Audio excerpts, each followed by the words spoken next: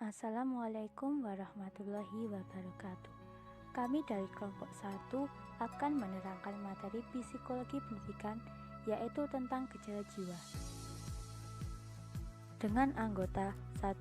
Gabriela Sukma Sutoro, 2. Mei Nur Aini, 3. Sefira Fazanovia, 4. Rona Afriatu Zuhro.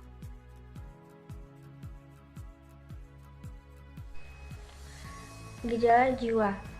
Ilmu jiwa atau psikologi adalah suatu cabang ilmu pengetahuan yang mempelajari, menyelidiki, dan membahas fungsi-fungsi kejiwaan dari seorang yang sehat. Psikologi juga berarti ilmu yang mempelajari aktivitas kehidupan dari orang normal. Tetapi dalam sejarah perkembangannya, kemudian arti psikologi menjadi ilmu yang mempelajari tentang tingkah laku manusia. Lalu ada konsep gejala jiwa. Ada beberapa gejala jiwa manusia yang mendasar dan baik muncul dalam bidang pendidikan, di antaranya penginderaan, persepsi, memori, berpikir, inteligensi, emosi, serta motivasi. Bentuk-bentuk gejala jiwa tersebut sangat mendasari dan mempengaruhi berbagai perilaku manusia, baik perilaku pendidik maupun perilaku peserta didik.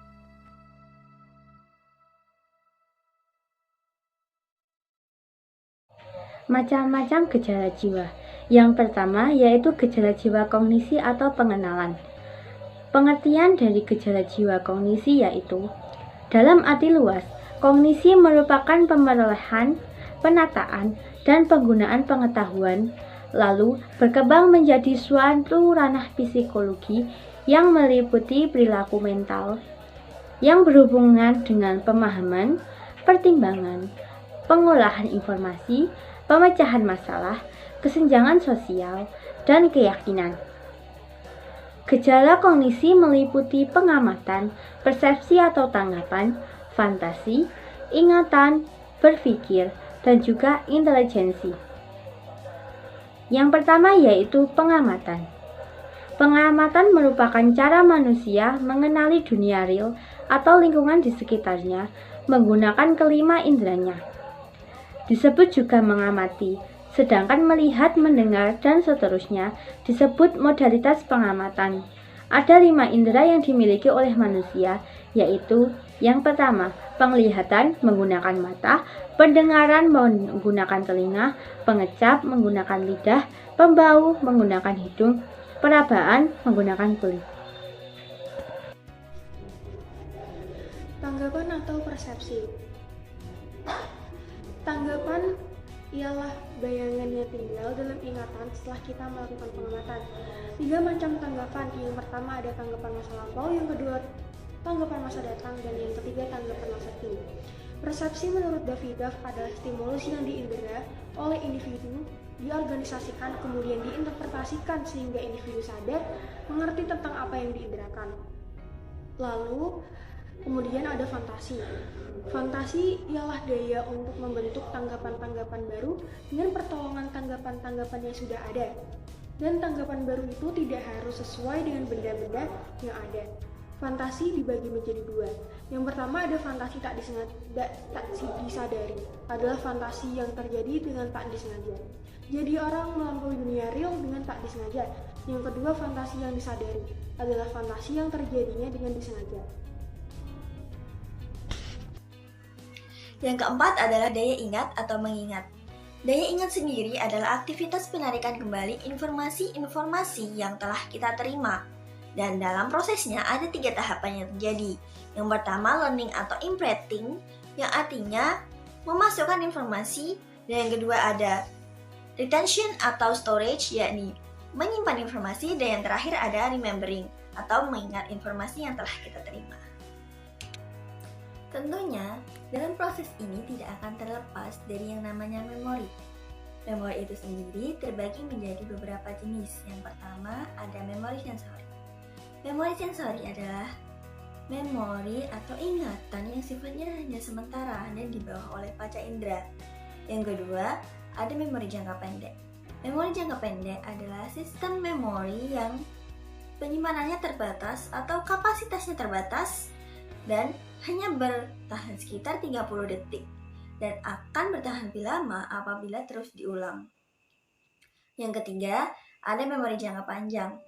Memori jangka panjang adalah kemampuan memori untuk menyimpan berbagai macam informasi dan sifatnya relatif permanen.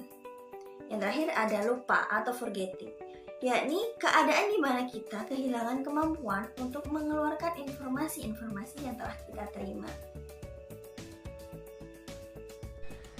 Lalu ada berpikir. Definisi yang paling umum dari berpikir adalah berkembangnya ide dan konsep. Perkembangan ide dan konsep ini berlangsung melalui proses penjalinan hubungan antara bagian-bagian informasi yang tersimpan di dalam diri seseorang yang berupa pengertian-pengertian. Dari gambaran ini dapat dilihat bahwa berpikir pada dasarnya adalah proses psikologis yang memiliki tahapan. Yang pertama, pembentukan pengertian, yang kedua, penjalinan pengertian-pengertian, yang ketiga, penarikan kesimpulan.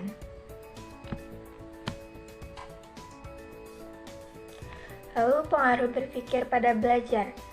Yang pertama, dapat membantu siswa mencapai penguasaan keterampilan, lalu menggunakan pendekatan yang sesuai dengan tujuan. Yang ketiga, mengajarkan materi sesuai dengan konsepnya dan konteksnya. Yang keempat, menghindari dekontekstualisasi. Guru harus membuat siswa mengatasi berbagai masalah-masalah nyata, tapi identik dengan tujuan yang diharapkan. Lalu yang kelima, siswa dapat mengklasifikasikan segala sesuatu ke dalam kategori-kategori dan dimensi-dimensi, membuat hipotesis, menarik kesimpulan, melakukan analisis, dan memecahkan masalah. Lalu yang terakhir, guru memainkan peran penting dalam meningkatkan pemahaman terhadap proses belajar. Selanjutnya adalah intelijensi. Aspek-aspek intelijen dapat meliputi bagaimana individu memperhatikan, mengamati, mengingat, menghayal, memikirkan, serta bentuk-bentuk kegiatan mental lainnya. Pengaruh intelijensi pada belajar adalah terhadap keberhasilan dan kemajuan belajar yang dicapainya. Dalam situasi yang sama, siswa yang mempunyai tingkat intelijensi yang tinggi akan lebih berhasil daripada yang mempunyai tingkat intelijensi yang rendah. Hal ini disebabkan karena belajar adalah suatu proses yang kompleks dengan banyak faktor yang mempengaruhinya. Sedangkan intelijensi adalah salah satu faktor di antara faktor yang lain. Faktor-faktor yang mempengaruhi intelijensi antara lain keturunan, kematangan, lingkungan minat dan pembawaan, serta kebebasan. Lalu yang kedua ada gejala jiwa konasi atau kemauan. Motivasi adalah sesuatu yang memaksa organisme manusia untuk berbuat atau bertindak. Motivasi sendiri ialah sebuah konsep yang digunakan untuk menjelaskan inisiasi, arah, dan intensitas perilaku individu. Peran motivasi dalam belajar. Yang pertama, peran motivasi dalam menentukan penguatan belajar ketika seorang anak perlu memecahkan suatu masalah. Hal itu dapat diselesaikan berkat bantuan dari hal-hal yang telah dilaluinya. Yang kedua, peranan motivasi dalam memperjelas tujuan belajar. Yang ketiga, motivasi menentukan ketekunan belajar. Anak mau untuk belajar dengan giat. Lalu ada fungsi motivasi belajar. Yang pertama, mendorong manusia untuk berbuat. Jadi sebagai penggerak atau motor yang melepaskan energi. Yang kedua, menentukan arah perbuatan, yakni ke arah tujuan yang hendak dicapai. Yang ketiga, menyeleksi perbuatan, yaitu menentukan perbuatan-perbuatan apa saja yang harus dikerjakan.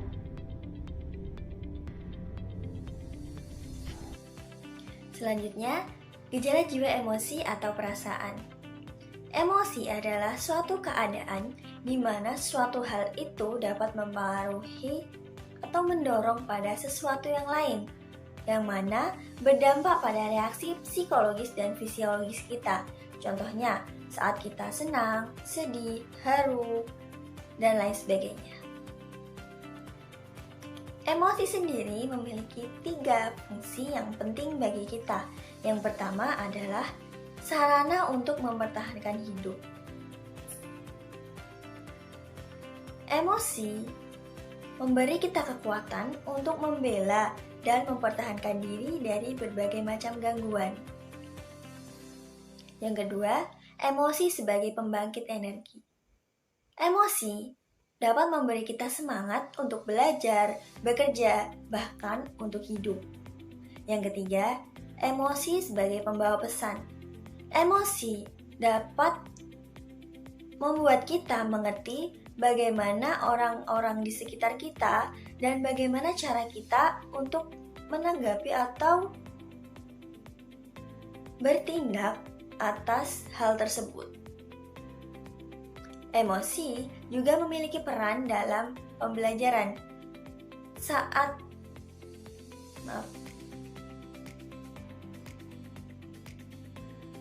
Emosi juga memiliki peran dalam pembelajaran. Apabila kita memiliki emosi yang positif, maka kita akan dapat mempercepat proses belajar dan juga kita dapat mendapatkan hasil yang baik. Begitu pula sebaliknya, apabila kita memiliki emosi yang negatif, maka emosi dapat memperlambat ataupun menghentikan minat belajar kita.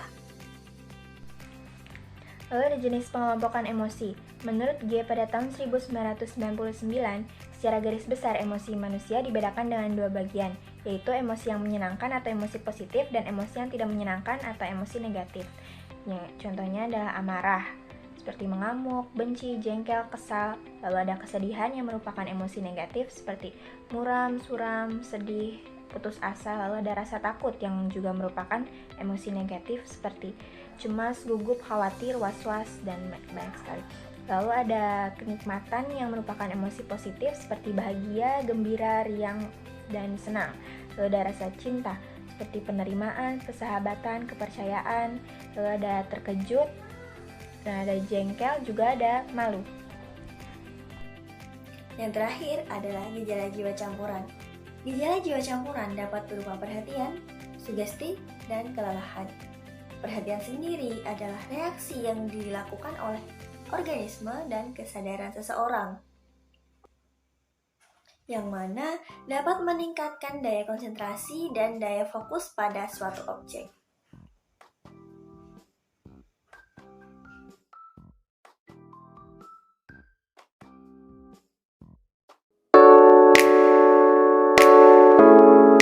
Assalamualaikum warahmatullahi wabarakatuh.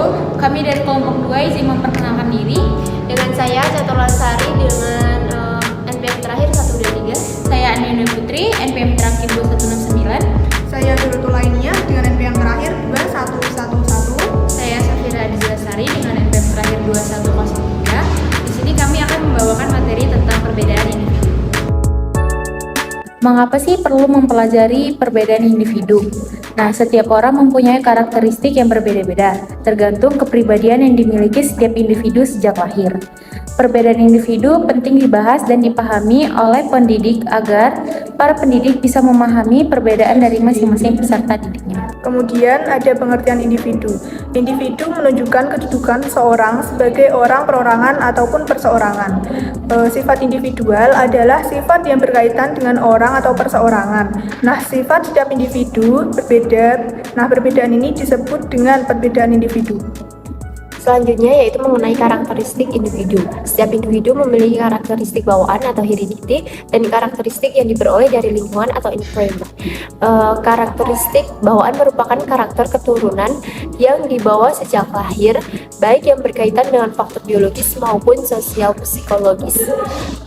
Yang selanjutnya yaitu faktor lingkungan, yang dimana itu adalah faktor dari rangsangan, yaitu setiap rangsangan tersebut baik secara terpisah atau terpadu dengan rangsangan yang lain, semuanya membantu perkembangan potensi-potensi biologis demi terbentuknya perilaku manusia yang dibawa sejak lahir.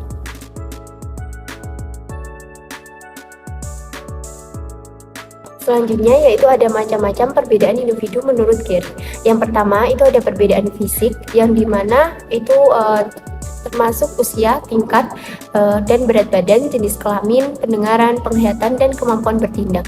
Dan yang kedua ada perbedaan sosial, yang termasuk status ekonomi, agama, hubungan, keluarga, dan suku. Dan yang ketiga ada perbedaan kepribadian, yang termasuk watak, motif, minat, dan sikap. Dan yang keempat ada perbedaan inteligensi, atau perbedaan dasar, dan yang kelima perbedaan kecakapan atau kepandaian di sekolah. Nah, selanjutnya yaitu ada perbedaan individu menurut Landgraf.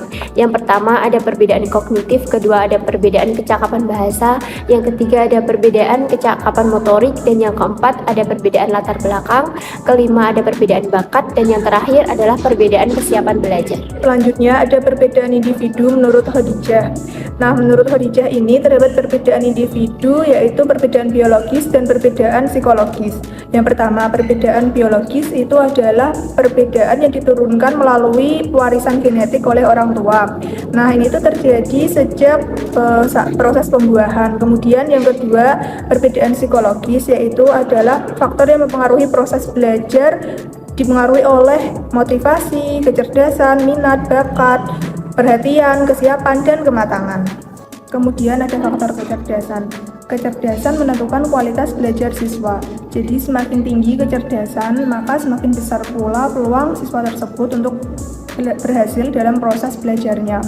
Nah, tingkat kecerdasan menurut Stanford Revision itu dibagi menjadi beberapa. Yang pertama adalah IQ berjumlah 20-69 itu tergolong lemah mental, kemudian IQ 70-79 tergolong batas lemah mental, kemudian IQ 80-89 diklasifikasikan rata-rata rendah, kemudian ada IQ 90-109 itu diklasifikasikan rata-rata, kemudian ada IQ 110-119 itu diklasifikasikan rata-rata tinggi, kemudian ada IQ 120-139 itu superior, kemudian ada IQ berjumlah 140-169 itu diklasifikasikan sebagai amat superior. Dua golongan tingkat kecerdasan yang memerlukan perhatian itu adalah yang pertama gifted, yaitu adalah siswa dengan IQ di atas 130. Nah, karakteristik gifted ini terlihat dalam proses pembelajaran, antara lain prestasinya di atas rata-rata, kemudian cara berpikir yang kreatif terhadap tugas yang tinggi. Kemudian ada yang kedua retarded, yaitu adalah siswa dengan IQ di bawah 70. Nah, siswa dengan IQ di bawah 70 ini membutuhkan bimbingan yang lebih intens daripada siswa yang IQ-nya rata-rata. Selanjutnya ada faktor minat. Minat itu sendiri adalah kecenderungan dan kegairahan yang tinggi atau keinginan yang besar terhadap sesuatu. Minat memberi pengaruh terhadap aktivitas belajar. Maka dari itu, pendidik perlu meningkatkan minat siswa agar tertarik terhadap materi pembelajaran. Bisa dilakukan dengan prosesi pembelajaran atau penyampaian materi yang tidak membosankan. Lalu selanjutnya ada faktor bakat. Bakat itu merupakan kemampuan potensial khusus yang dimiliki seseorang untuk mencapai keberhasilan. Bakat juga diartikan sebagai kemampuan dasar individu tanpa upaya pendidikan. Jadi sesuatu yang dimiliki oleh siswa di luar dari apa yang didapatkan dari pendidikan. Pendidik perlu memahami serta mendukung bakat yang dimiliki oleh peserta didik. Lalu selanjutnya ada faktor motivasi. Motivasi itu merupakan kondisi psikologis yang mendorong seseorang untuk melakukan sesuatu. Motivasi intrinsik adalah dorongan yang berasal dari dalam diri individu, dan juga ada motivasi ekstrinsik atau dorongan yang berasal dari luar diri individu. Lalu selanjutnya ada faktor sikap. Sikap itu merupakan gejala internal berdimensi afektif. Sikap itu berupa kecenderungan untuk mereaksi dan merespon dengan cara yang relatif, tetap terhadap objek barang, orang dan sebagainya, baik secara positif maupun negatif. Selanjutnya ada faktor perhatian. Keaktifan siswa yang dipertinggi, jiwa tertuju kepada objek atau sekumpulan objek. Untuk mendapatkan hasil belajar yang baik, siswa harus mempunyai perhatian terhadap bahan yang dipelajarinya. Usahakan bahan pelajaran tersebut selalu menarik perhatian siswa. Nah, selanjutnya ada faktor kematangan. Fase pertumbuhan seseorang di mana tumbuhnya sudah siap untuk melaksanakan kecakapan baru, atau suatu tingkat fase dalam pertumbuhan seseorang di mana alat-alat tubuhnya sudah siap untuk melaksanakan kecakapan, misalnya anak dengan kakinya yang sudah siap untuk berjalan, tangan dengan jari-jarinya sudah siap untuk menulis, dan lain-lainnya. Dan yang terakhir ada faktor kesiapan. Faktor kesiapan adalah kesediaan untuk memberi respon atau berinteraksi. Kesediaan itu tumbuh dari dalam diri seseorang dan juga berhubungan dengan kematangan. Karena kematangan berarti kesiapan untuk melaksanakan kecakapan. Perbedaan individu menurut Sujana. Yang pertama ada perkembangan intelektual, yang kedua kemampuan berbahasa, yang ketiga latar belakang pengalaman, yang keempat ada gaya belajar, yang kelima ada bakat dan minat, dan yang terakhir ada kepribadian.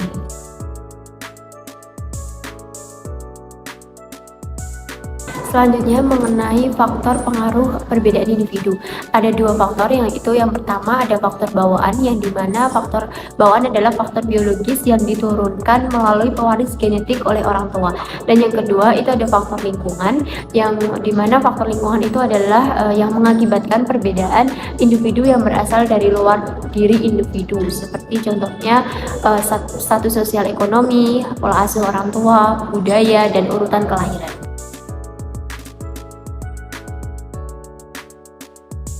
Cara guru untuk menyikapi perbedaan individu. Nah, setiap peserta didik itu memiliki kemampuan dan karakter masing-masing, sehingga peserta didik itu atau guru harus mampu memberikan perlakuan khusus yang tepat pada masing-masing individu atau peserta didiknya. Nah, strategi pembelajaran yang dapat diterapkan yaitu seperti pembelajaran berbasis proyek, seperti contohnya penggunaan proyektor saat proses pembelajaran, kemudian pembelajaran diferensiasi, kemudian ada kolaborasi dalam kelompok. Nah, biasanya itu guru menyuruh siswanya untuk berkelompok.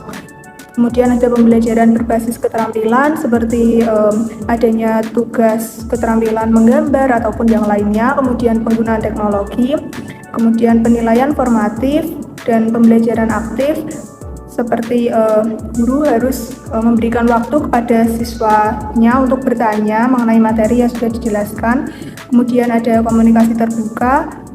Kemudian ada lagi pemetaan pembelajaran individual, dan yang terakhir adalah pendekatan multisensori. Selanjutnya, strategi menurut Egan itu ada dua. Yang pertama adalah mempelajari pola-pola interaksi siswa. Guru perlu mempelajari budaya siswa. Ketika berinteraksi dengan siswa, guru harus mendengar siswa dari budaya yang berbeda-beda untuk memahami bagaimana mereka berinteraksi dengan teman sebaya dan orang dewasa lainnya. Lalu yang kedua ada merencanakan keterlibatan dan kesuksesan siswa.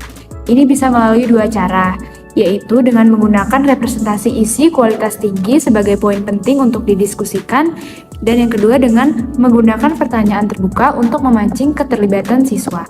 Dan ada teori-teori atau penemuan lain tentang perbedaan individual, yaitu yang pertama ada program nutrisi dan stimulasi untuk anak dari keluarga berpenghasilan rendah, yang kedua penciptaan mekanisme sosial yang mendukung, yang ketiga pembelajaran secara kontekstual disesuaikan dengan perbedaan siswa, yang keempat mengadakan program remediasi 2 tahap, dan yang terakhir adalah pengembangan profesionalisme guru untuk meningkatkan pembelajaran.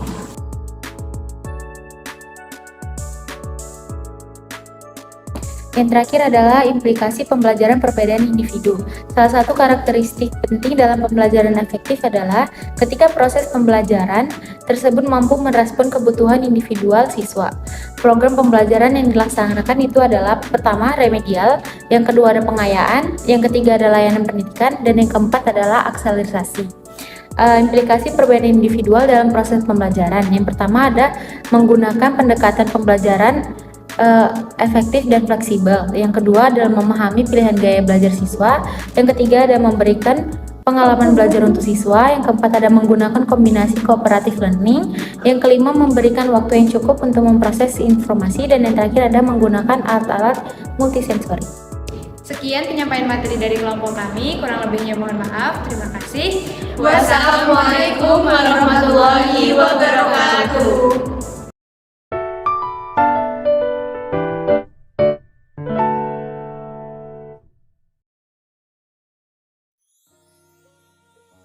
Assalamualaikum warahmatullahi wabarakatuh. Halo semuanya, perkenalkan kami dari kelompok 3.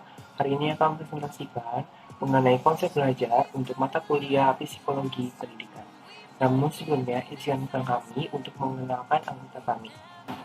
Perkenalkan, nama saya Immanuel Nugroho dengan NPM 2320302107. Saya Nabilat Hadini dengan NPM terakhir 2118. Perkenalkan, nama saya Desi Setiawati dengan NPM terakhir 128. Perkenalkan, nama aku Deva Sani Sakti. Ada 5 topik yang akan menjadi pembahasan dalam materi kami. Yang pertama, pengertian belajar. Yang kedua, prinsip belajar. Yang ketiga, jenis belajar. Yang keempat, ciri belajar. Dan yang kelima, faktor yang mempengaruhi pembelajaran. Pembahasan yang pertama yaitu mengenai pengertian belajar. Dalam hal ini, pengertian dibagi menjadi dua, yaitu ada menurut ahli dan menurut psikologi. Belajar menurut ahli adalah suatu upaya yang dimaksudkan untuk menguasai atau mengumpulkan sejumlah pengetahuan. Sedangkan menurut psikologi, belajar adalah suatu perubahan tingkah laku dalam diri seseorang yang relatif menetap sebagai hasil dari sebuah pengalaman. Selanjutnya, prinsip-prinsip belajar. Dalam hal ini, kami mengambil prinsip belajar menurut teori belajar Gestalt. Yang pertama, belajar itu berdasarkan keseluruhan. Maksudnya adalah, orang akan berusaha menghubungkan suatu pelajaran dengan pelajaran yang lain sebanyak mungkin. Mata pelajaran yang bulat akan lebih mudah dimengerti daripada bagian-bagiannya. Yang kedua, belajar itu adalah suatu proses perkembangan. Anak baru bisa mempelajari dan merencanakan bila ia telah matang untuk menerima bahan pembelajaran itu. Manusia sebagai suatu organisme yang berkembang, kesediaan mempelajari sesuatu ditentukan oleh kematangan jiwa batiniah dan perkembangan anak yang ditentukan oleh lingkungan serta pengalaman. Lalu yang ketiga, anak yang belajar merupakan organisme keseluruhan. Maksudnya adalah, dalam belajar itu memerlukan keseluruhan dari pikiran, emosional, dan jasmaniah yang harus disatu saat melakukan pembelajaran. Yang keempat, belajar sendiri merupakan reorganisasi dari pengalaman. Pengalaman adalah suatu interaksi antara individu dengan lingkungannya. Belajar itu baru timbul bila seseorang menemui suatu situasional baru. Dalam menghadapi itu, ia akan menggunakan segala pengalaman yang telah ia miliki. Lalu yang kelima, belajar itu dengan insight atau pemahaman. Insight adalah suatu saat dalam proses pembelajaran di mana seorang akan melihat pengertian tentang sangkut paut dan hubungan-hubungan tertentu dalam unsur di suatu problem. Dan yang keenam, belajar itu akan berhasil jika dihubungkan dengan minat, keinginan, dan tujuan anak didik. Di sekolah, siswa diajak untuk membicarakan tentang kegiatan atau proyek atau unit agar siswa tahu tujuan mencapai dan yakin akan manfaatnya. Dan semua ini tergantung dari minat anak-anak. Lalu yang ketujuh, belajar itu proses yang terjadi terus-menerus. Di mana kita tahu bahwa belajar itu tidak hanya terjadi di lingkungan sekolah, tapi juga di luar sekolah, baik itu di pergaulan, maupun juga kehidupan keluarga, maupun juga di kehidupan masyarakat. Maka itu dari semua aspek-aspek itu akan turut membantu perkembangan siswa secara harmonis. Lalu yang kedelapan, terjadi transfer. Belajar pada pokok yang terpenting adalah terjadinya transfer ilmu pengetahuan antara peserta didik dengan tenaga kependidikan. Kemudian ada jenis-jenis belajar. Malik dalam buku yang berjudul Metode Belajar dan Kesulitan-kesulitan Belajar menjelaskan jenis belajar berdasarkan cara orang itu belajar menjadi 1. Belajar diskriminasi, yaitu memisahkan satu jenis objek dengan objek lainnya. 2. Belajar konsep, yaitu semakin banyak seseorang menguasai konsepsi, maka semakin tinggi tingkat pengetahuannya. Yang ketiga, belajar prinsip, yaitu hubungan antara beberapa konsepsi yang mempunyai pengertian tertentu. Dan yang keempat, belajar pemecahan masalah, yaitu penggunaan beberapa prinsip yang dapat memberikan pengertian baru. Sedangkan Selamto membagi jenis belajar menjadi 11, yaitu pertama, belajar bagian atau part learning atau fractionated learning, yaitu dengan cara memecah seluruh materi menjadi bagian-bagian yang berdiri sendiri satu sama lain. Yang kedua, belajar dengan wawasan atau learning by insight, yaitu proses mereorganisasikan pola-pola tingkah laku yang telah terbentuk menjadi satu tingkah laku yang berhubungan dengan penyelesaian suatu persoalan. Yang ketiga, belajar diskriminatif atau discriminative learning, yaitu suatu usaha untuk memilih beberapa sifat situasi stimulus dan menjadikannya pedoman dalam bertingkah laku. Yang keempat, belajar global atau keseluruhan atau global whole learning, yaitu bahan pelajaran dipelajari secara keseluruhan dan berulang sampai individu menguasainya. Metode ini disebut dengan metode Gestalt. Yang kelima ada belajar incidental atau incidental learning, yaitu belajar yang dilakukan tanpa instruksi atau petunjuk mengenai pelajaran yang akan diujikan. Yang keenam, belajar instrumental atau instrumental learning, yaitu bentuk reaksi siswa diikuti oleh tanda-tanda apakah individu akan mendapat hadiah, hukuman, berhasil atau gagal. Maka cepat lambatnya siswa belajar dapat diatur dengan memberikan penguatan atau reinforcement. 7. Belajar intensional atau intentional learning, yaitu belajar dengan arah tujuan lawan dari belajar insidental.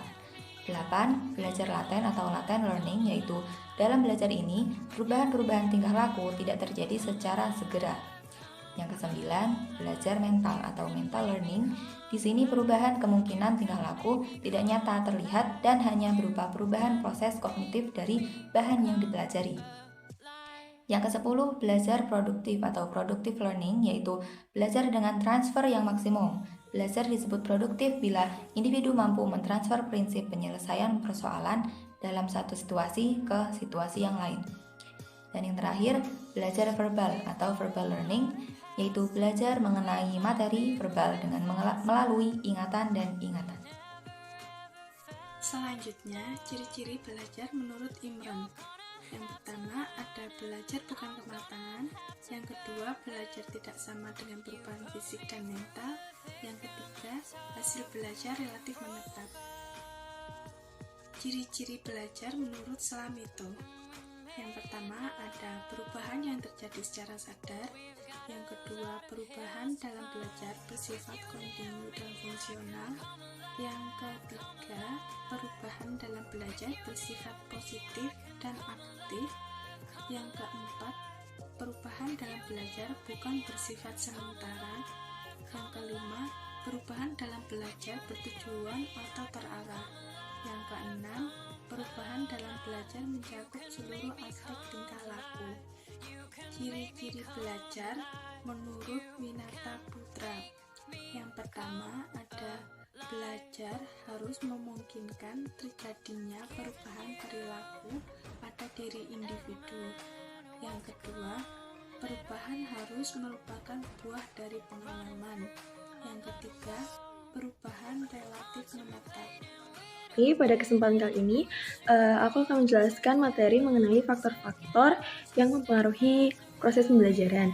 Yang pertama yaitu terdapat faktor internal. Di faktor internal ini memiliki dua faktor. Yang pertama yaitu faktor fisiologis dan yang kedua yaitu faktor psikologis. Yang pertama yaitu faktor fisiologis. Faktor fisiologis yaitu kondisi kesehatan tubuh siswa yang dapat mempengaruhi proses pembelajaran. Kemudian yang kedua yaitu faktor psikologis. Faktor psikologis tersendiri yaitu berarti kondisi atau gangguan psikologis siswa dapat mengganggu proses pembelajaran. Yang kedua yaitu faktor eksternal. Faktor eksternal memiliki 3 bagian. Yang pertama yaitu faktor lingkungan sosial, yaitu faktor yang berhubungan hubungan antar manusia. Kemudian yang kedua yaitu faktor lingkungan non-sosial. Faktor lingkungan non-sosial ini berhubungan seperti gedung, sekolah, dan letaknya, kemudian juga tempat tinggal siswa itu sendiri. Yang terakhir dari faktor eksternal yaitu faktor pendekatan belajar merupakan seperangkat operasional yang dilakukan untuk mencapai tujuan pembelajaran bersama.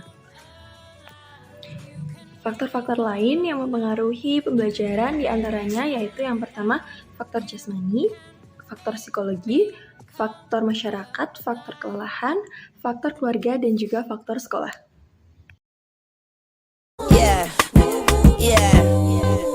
Bobby Valentino.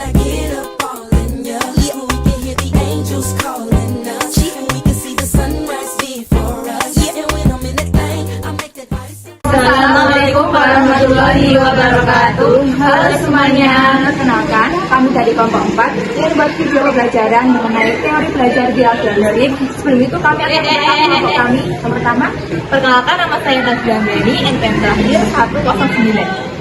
Perkenalkan nama saya Septa Araya Rahmadati dengan NPM terakhir 2129. Perkenalkan nama saya Nazila Zulfa dengan NPM terakhir 2141. Perkenalkan nama saya Hayu Uka dengan NPM terakhir 2140. Oke, selamat menyaksikan.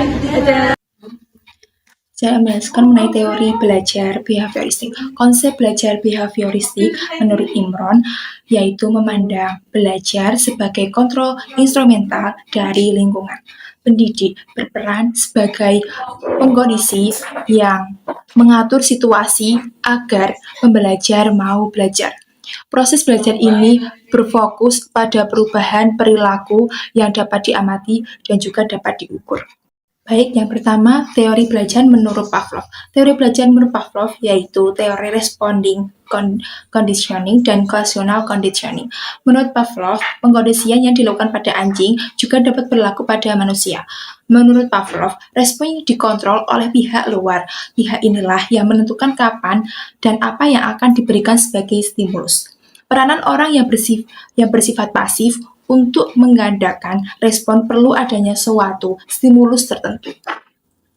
Stimulus yang tidak terkontrol mempunyai hubungan dengan penguatan yang menyebabkan adanya pengulangan tingkah laku dan berfungsi sebagai penguat. Prinsip belajar teori Pavlov yaitu ada fase penguatan, fase eliminasi, fase generalisasi, dan juga fase diskriminasi. Menurut Guthrie berpendapat bahwa tingkah laku manusia itu dapat diubah. Tingkah laku baik dapat diubah menjadi jelek dan sebaliknya. Tingkah laku jelek dapat diubah menjadi baik. Teori belajar Guthrie berdasarkan atas model pergantian stimulus satu ke stimulus yang lain. Prinsip belajar menurut Guthrie. Yang pertama, one trial learning atau belajar satu percobaan. Yang kedua, recency principle atau prinsip kebaruan. Yang ketiga, gerakan, tindakan, dan keterampilan. Dan keempat, sifat penguatan atau reinforcement. Yang kelima adalah lupa. Metode penerapan belajar menurut Guthrie. Yang pertama, cara memutuskan kebiasaan dengan metode respon bertentangan incompatible response method. Yang kedua, metode membosankan exhaustion method. Yang ketiga, metode mengubah lingkungan atau change on environment method. Yang kedua, membelokkan kebiasaan. Yang ketiga, hukuman. Dan keempat, dorongan. Yang kelima, niat. Dan yang keenam, transfer training. Menurut Watson mendefinisikan belajar sebagai proses interaksi antara stimulus dan respon. Namun stimulus dan respon yang dimaksud harus berbentuk tingkah laku yang dapat diamati, observable, dan dapat diukur. Prinsip teori Watson menekankan respon terkondisi sebagai elemen atau pembangun perilaku. Kondisi adalah lingkungan eksternal yang hadir di kehidupan. Perilaku muncul sebagai respon dari kondisi yang mengelilingi manusia dan hewan. Perilaku adalah dipelajari sebagai konsekuensi dari pengaruh lingkungan mereka. Sesungguhnya perilaku terbentuk karena dipelajari. Lingkungan terdiri dari pengalaman baik masa lalu dan yang baru saja, materi fisik dan sosial. Lingkungan yang akan memberikan contoh dan individu akan belajar dari semua itu. Memusatkan pada perilaku hewan. Manusia dan hewan sama, jadi mempelajari perilaku hewan dapat digunakan untuk menjelaskan perilaku manusia. Penerapan teori Watson. Konsep stimulus diterapkan kepada proses pembelajaran dalam bentuk penjelasan tentang tujuan, ruang lingkup, dan relevansi pembelajaran. Konsep respon diterapkan dalam bentuk jawaban siswa terhadap pertanyaan lisan, soal-soal tes, dan ujian setelah materi disampaikan. Watson 1970, setelah mengadakan eksperimen, ia menyimpulkan bahwa pengubahan tingkah laku pada diri seseorang dapat dilakukan melalui latihan atau membiasakan mereaksi atas stimulus-stimulus yang dialami. Skinner mengembangkan teori conditioning dengan menggunakan tikus sebagai kelinci percobaan.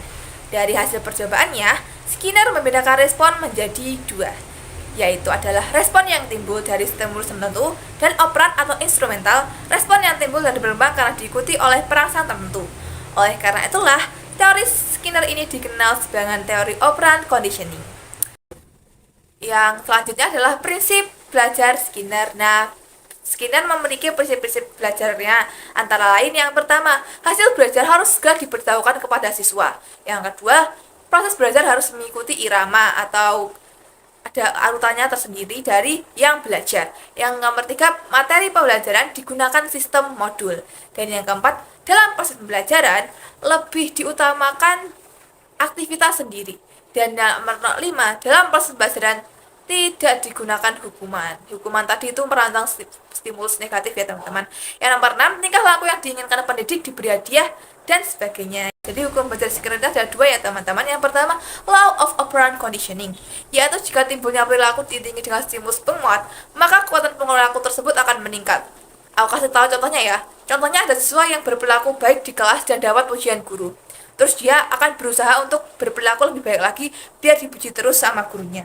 Dan yang kedua adalah law of operant extension, yaitu jika timbulnya perilaku operan telah diperkuat melalui proses conditioning, itu tidak diiringi dengan stimulus penguatnya, maka kekuatan perilaku tersebut akan menurun bahkan. Nah, contohnya tuh kayak si tikusnya Skinner tadi ya, dia kan punya tikus sebagai kelinci percobaan. Dia tuh tikusnya dikasih makan dan nanti dia bakal mencet tombol. Giliran nggak dikasih makan, si tikusnya udah nggak mencet tombol lagi. Nah, itu adalah salah satu contoh dari hasil belajar Skinner. Ada teori belajar menurut Thorndike. Menurut Thorndike, belajar dapat dilakukan dengan mencoba-coba atau trial and error. Mencoba-coba ini dilakukan manakala seseorang tidak tahu bagaimana harus memberikan respon atas sesuatu. Dalam mencoba-coba ini, seorang mungkin akan menemukan respon yang tepat berkaitan dengan persoalan yang dihadapinya. Lalu, ada prinsip belajar menurut Thorndike. Ada 6, yaitu yang pertama, adanya respon yang dipelajari, yang kedua, seleksi respon, yang ketiga, adanya hubungan respon, yang keempat, respon yang sama, yang kelima, respon yang sama, adanya respon yang sama, dan yang terakhir, adanya konsep shifting. Lalu, ada teori behaviorisme menurut Irawan. Yang pertama, menentukan tujuan-tujuan pembelajaran. Yang kedua, menganalisis lingkungan kelas yang ada. Yang ketiga, menentukan materi pembelajaran. Yang keempat, menyajikan materi pembelajaran. Yang kelima, memberikan stimulus berupa pertanyaan, tes, latihan, dan tugas-tugas. Yang keenam, mengamati dan mengkaji respon yang diberikan. Yang ketujuh, memberikan penguatan atau reinforcement positif dan negatif. Yang kedelapan, memberikan stimulus baru. Yang kesembilan, mengamati dan mengkaji respon yang diberikan. Yang kesepuluh, memberikan penguatan dan lain-lain.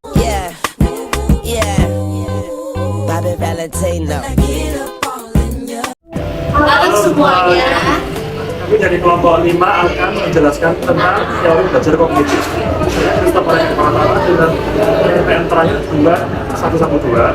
Saya Nadia Sekasya dengan MPN terakhir 2101. Saya Mubazir Farhadi dengan MPN akhir 2110. Saya Hanifah Nurasmi dengan MPN terakhir 131.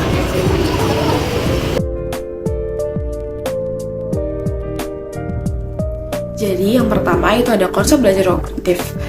Menurut Imran berpendapat bahwa menurut psikologi kognitif, belajar dipandang sebagai suatu usaha untuk mengerti tentang sesuatu. Pengolahan informasi oleh otak dimulai dengan yang pertama ada pengamatan informasi yang ada dalam lingkungan, yang kedua ada penyimpanan jangka panjang maupun jangka pendek, dan yang ketiga ada penyimpulan atau pengkodean atau penyandian informasi yang tersimpan.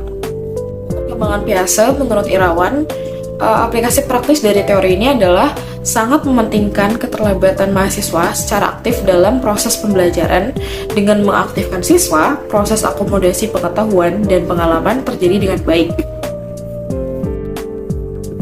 Proses belajar terjadi menurut pola tahap-tahap perkembangan tertentu sesuai dengan usia anak didik yang terbagi menjadi 4 tahap. Yang pertama itu ada tahap sensori motor, yaitu pada saat umur 0-2 tahun. Yang kedua ada tahap operasional dari umur 2-7 tahun, dan yang ketiga ada tahap operasional konkret dari umur 8-14 tahun, dan yang terakhir tahap operasional formal yaitu lebih dari 14 tahun.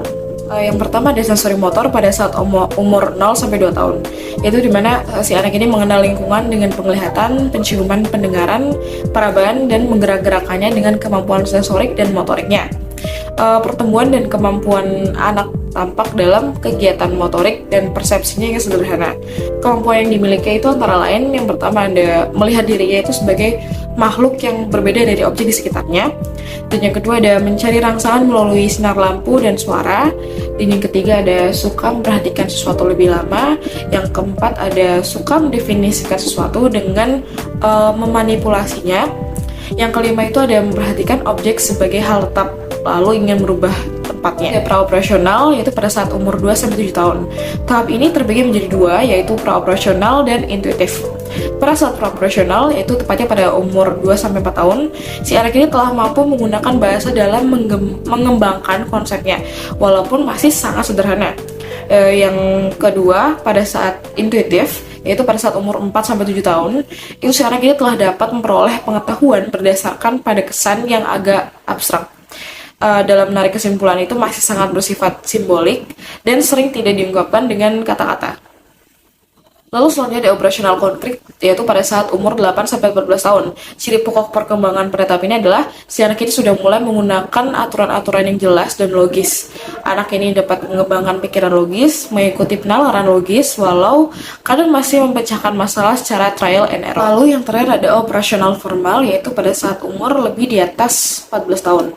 Ciri pokok dari tahap ini adalah si anak ini sudah mampu berpikir abstrak dan logis dengan menggunakan pola berpikir kemungkinan. Model berpikir ilmiah dengan tipe hipoteko-deduktif dan induktif sudah dimiliki sang anak dengan kemampuan menarik kesimpulan, menafsirkan, dan mengembangkan hipotesis. Teori perkembangan Piaget ini mempunyai proses belajar yang terjadi melalui tahap-tahap.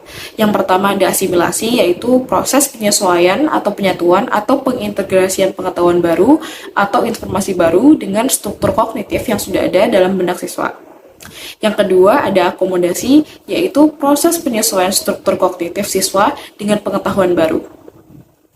Dan yang ketiga ada ekuilibrasi, yaitu proses penyeimbangan atau penyesuaian mental setelah terjadi proses asimilasi atau akomodasi.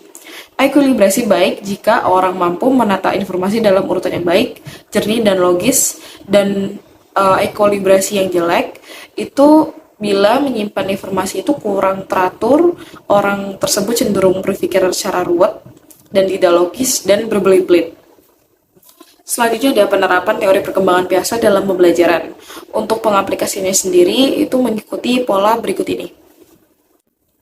Yang pertama ada menentukan tujuan-tujuan instruksional, dan yang kedua ada memilih materi pembelajaran, yang ketiga ada menentukan topik-topik yang mungkin dipelajari secara aktif oleh siswa, tentu dengan bimbingan minimum dari dosen atau guru. Yang keempat ada menentukan dan merancang kegiatan belajar yang cocok untuk topik-topik yang akan dipelajari siswa. Kegiatan belajar ini biasanya berbentuk seperti eksperimen, problem solving, role play, dan sebagainya. Untuk yang kelima ada mempersiapkan berbagai pertanyaan yang dapat memacu kreativitas siswa atau mahasiswa untuk berdiskusi atau bertanya. Dan yang keenam ada mengevaluasi proses dan hasil belajar. Sekian dari saya, terima kasih. Teori selanjutnya adalah teori Brunner, yang mana teori ini biasa dikenal dengan discovery learning atau belajar sendiri atau menemukan konsep sendiri. Brunner menganggap bahwa belajar penemuan yang dilakukan secara aktif oleh manusia dan dengan sendirinya memberikan hasil yang paling baik. Adapun tahap-tahap belajar menurut Brunner yaitu ada dua. Yang pertama adalah proses belajar ditentukan oleh kita mengatur sendiri, bukan dengan ditentukan oleh umur. Yang kedua adalah belajar yang mana terjadi melalui tahap-tahap oleh cara melihat lingkungan. Nah, pada tahap ini terdapat 3 tahap. Yang pertama adalah tahap enaktif. Tahap enaktif adalah tahap memahami dunia menggunakan pengetahuan motorik, seperti melakukan observasi secara alami yang dilakukan secara langsung, seperti gigitan, sentuhan, dan melalui percobaan. Nah, untuk tahap yang kedua adalah tahap ikonik. Tahap ikonik yaitu dilakukan melalui gambar-gambar atau visual verbal, seperti itu. Dan yang ketiga adalah tahap simbolik. Nah, tahap ini seseorang memahami dunia melalui logika, bahasa, dan matematika. Adapun penerapan dari teori Brunner yang pertama adalah menentukan tujuan-tujuan instruksional. Selanjutnya adalah memilih materi pembelajaran. Nah, pada teori Brunner tadi, tahap-tahap yang dilakukan dapat menentukan materi pembelajaran. Yang ketiga adalah menentukan topik yang bisa dipelajari induktif oleh pembelajar. Yang keempat adalah mencari contoh-contoh, tugas ilustrasi yang dapat digunakan pembelajar untuk memberikan materi kepada peserta didik. Yang kelima adalah mengatur topik-topik pembelajaran sebaik mungkin. Dan yang terakhir adalah mengevaluasi proses dan hasil belajar yang telah dilakukan tadi. Teori belajar Ausubel. Menurut Ausubel 1968, teori belajarnya disebut teori belajar konsep dan teori belajar bermakna. Menurut Ausubel dalam Dahar, belajar konsep merupakan hasil utama pendidikan. Konsep-konsep merupakan batu-batu pembangun berpikir. Konsep-konsep merupakan dasar bagi proses-proses mental yang lebih tinggi untuk merumuskan prinsip-prinsip dan generalisasi-generalisasi. Kemudian, konsep Rachel Ausubel. Macam-macam konsep antara lain adalah atribut, struktur, keabstrakan, keinklusifan, keumuman atau generalis, ketepatan, dan kekuatan. Konsep dapat diperoleh dengan dua cara, yaitu konsep belajar Ausubel. Asimilasi konsep merupakan cara utama untuk memperoleh konsep selama dan sesudah sekolah. Yang kedua adalah merupakan bentuk memperoleh konsep-konsep sebelum anak masuk sekolah. Selanjutnya adalah proses belajar menurut Ausubel. Menurut Irawan, teori Ausubel menekankan pembelajaran deduktif dari umum ke khusus, berbeda dengan pendekatan Brunner yang lebih menekankan struktur disiplin ilmu. Konsep utama dalam teori Ausubel adalah Advanced Organizer atau AO yang berfungsi sebagai kerangka konseptual penghubung antara pengetahuan yang ada dengan yang baru, dan sebagai fasilitator dalam proses belajar siswa. Proses belajar menurut Ausubel adalah yang pertama, proses belajar terjadi bila siswa mampu mengasimilasikan pengetahuan yang dia miliki dengan pengetahuan yang baru. Yang kedua adalah proses belajar terjadi melalui tahap-tahap. A. Memperhatikan stimulus yang diberikan. B. Memahami makna stimulus. C. Menyimpan dan menggunakan informasi yang sudah dipahami. Selanjutnya adalah penerapan teori Ausubel. Secara umum, aplikasi teori Ausubel dalam praktek proses pembelajaran sebagai berikut. Yang pertama adalah menentukan tujuan-tujuan instruksional. Yang kedua, mengukur kesiapan siswa, minat, kemampuan struktur kognitif, baik melalui tes awal, interview, review, pertanyaan, dan yang lain-lain. Yang ketiga, memilih materi pelajaran dan mengaturnya dalam bentuk penyajian konsep-konsep kunci. Yang keempat adalah mengidentifikasi prinsip-prinsip yang harus dikuasai siswa dan materi tersebut. Yang kelima adalah menyajikan suatu pandangan secara menyeluruh tentang apa yang harus dipelajari. Yang keenam, membuat dan menggunakan advanced organizer paling tidak dengan cara membuat rangkuman terhadap materi yang baru saja diberikan. Dilengkapi dengan uraian singkat yang menunjukkan relevansi materi yang sudah diberikan itu dengan materi baru yang akan diberikan. Yang ketujuh adalah mengajar siswa memahami konsep-konsep dan prinsip yang sudah ditentukan dengan memberi fokus. Kemudian, dari belajar Ganya. Ganya berpendapat bahwa belajar dipengaruhi oleh dua hal, yakni variabel dari dalam diri individu dan dari luar individu yang saling berinteraksi. Ada 8 jenis belajar menurut Ganya. Yang pertama, belajar tanda-tanda atau isyarat, 2 respon stimulus, 3 rangkaian gerakan, 4 rangkaian verbal, 5 belajar membedakan, 6 belajar konsep, 7 belajar aturan, dan 8 pemecahan masalah. Fase-fase belajar Ganya. Fase motivasi, jadi belajar harus diberi motivasi dengan harapan bahwa belajar akan memperoleh hadiah yaitu nilai yang lebih baik. Kedua, fase pengenalan, yaitu belajar perlu memberikan perhatian penting dari suatu kejadian instruksional agar terjadi peristiwa belajar. Kemudian fase perolehan, itu informasi yang diperoleh pembelajar tidak langsung saja tersimpan di memori, perlu diubah menjadi bentuk yang bermakna.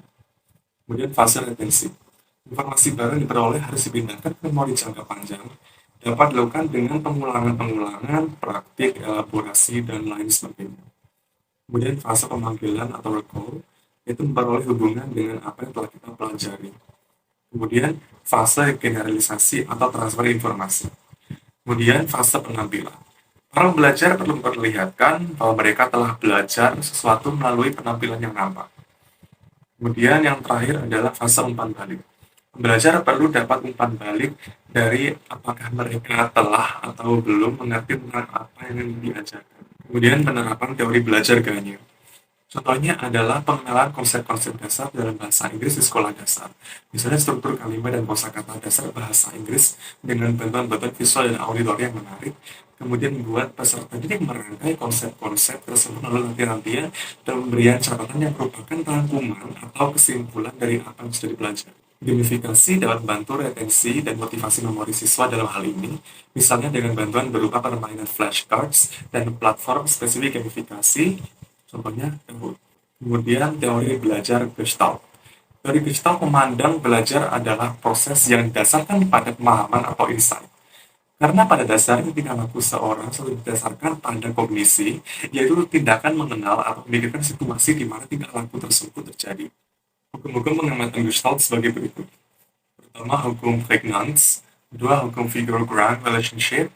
Tiga, hukum similarity. Empat, hukum proximity atau keterdekatan. Kelima, prinsip inclusiveness. 6. Prinsip common fate atau kesamaan arah. 7. Prinsip continuity atau kesinambungan. Dan 8. Prinsip closure atau ketertutupan. Kemudian penerapan teori Gestalt. Teori Gestalt adalah apa yang dijadikan dasar dalam penggunaan metode pembelajaran dengan menggunakan konsep map atau peta konsep, yang merupakan salah satu metode pembelajaran yang didasarkan pada teori Gestalt. Kemudian dalam kurikulum 2013 dikenal independensi dalam belajar, yang dimana peserta didik membawa ilmu pada diri mereka sendiri. Problem-based learning termasuk dalam teori Gestalt yang punya keterkaitan. Setelah menggabungkan berbagai hal yang ditemuinya dalam proses belajar, peserta didik dapat menyimpulkan hasil belajarnya, mendapatkan insight, dan dinyatakan berhasil. Sekian video dari kami, mohon maaf apabila ada kesalahan, dan terima kasih. Assalamualaikum warahmatullahi wabarakatuh. Halo semuanya, perkenalkan kami dari kelompok 6 pada matkul Psikologi Pendidikan akan menjelaskan mengenai teori belajar humanistik. Sebelumnya, perkenalkanlah anggota-anggota kami berikut ini. Untuk yang pertama, saya akan menjelaskan mengenai pengertian teori belajar humanistik. Teori humanistik atau sering juga disebut teori belajar humanistik adalah satu dari beberapa teori belajar yang sering digunakan oleh guru maupun tenaga pengajar lainnya. Teori humanistik adalah pendekatan psikologi yang menekankan pada potensi manusia dan kebebasan individu dalam menentukan pilihan hidup mereka. Teori ini menekankan pada pengembangan pribadi dan pertumbuhan yang lebih baik, serta mencari arti dan tujuan hidup. Teori belajar humanistik beranggapan bahwa proses belajar dinilai lebih penting daripada hasil belajar itu sendiri. Dengan kata lain, pembelajaran tidak hanya mengajarkan materi atau bahan ajar yang menjadi sasaran, tetapi juga membantu peserta didik mengembangkan diri mereka sebagai manusia. Nah teman-teman, jadi ada 4 macam teori belajar. Yang membedakan teori belajar humanistik dengan yang lain adalah karena setiap teori tersebut memiliki pengertian yang berbeda-beda. Seperti contoh yang pertama adalah teori behavioristik yang mementingkan hasil daripada proses belajar itu sendiri. Yang kedua adalah teori kognitivistik yang lebih mementingkan prosesnya daripada hasil belajar, berkebalikan dengan teori behavioristik. Yang ketiga adalah teori konstruktivitas yang lebih kepada suatu proses pembentukan pengetahuan oleh peserta didik itu sendiri. Dan yang terakhir yang kita bahas barusan adalah teori belajar humanistik yang lebih mengutamakan melihat tingkah laku manusia. Seperti itu teman-teman pengertiannya. Mungkin materi selanjutnya akan diteruskan oleh rekan saya.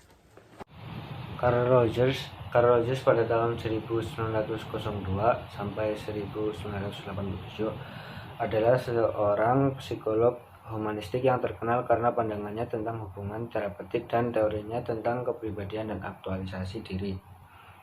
Rogers pada tahun 1959 percaya bahwa bagi seseorang untuk tumbuh, mereka membutuhkan lingkungan yang memberi mereka keaslian, keterbukaan, dan pengungkapan diri. Penerimaan dilihat dengan hal positif tanpa syarat, dan empati didengarkan dan dipahami. Rogers percaya bahwa setiap orang dapat mencapai tujuan, keinginan mereka dalam hidup. Dan bagi seseorang untuk mencapai potensi mereka, sejumlah faktor harus dipenuhi. Faktor dari Carl Rogers yaitu pertama terapi yang berpusat pada orang, yang kedua pengembangan kepribadian, yang ketiga hal positif dan harga diri, yang keempat hal positif tanpa syarat dan bersyarat, yang kelima orang yang berfungsi penuh, yang keenam kesesuaian dan ketidaksesuaian, yang ketujuh aktualisasi diri. Selanjutnya, Bloom dan Cradwell. Bloom dan Cradwell menekankan perhatiannya pada apa yang mesti dikuasai individu sebagai tujuan belajar setelah melalui peristiwa-peristiwa belajar.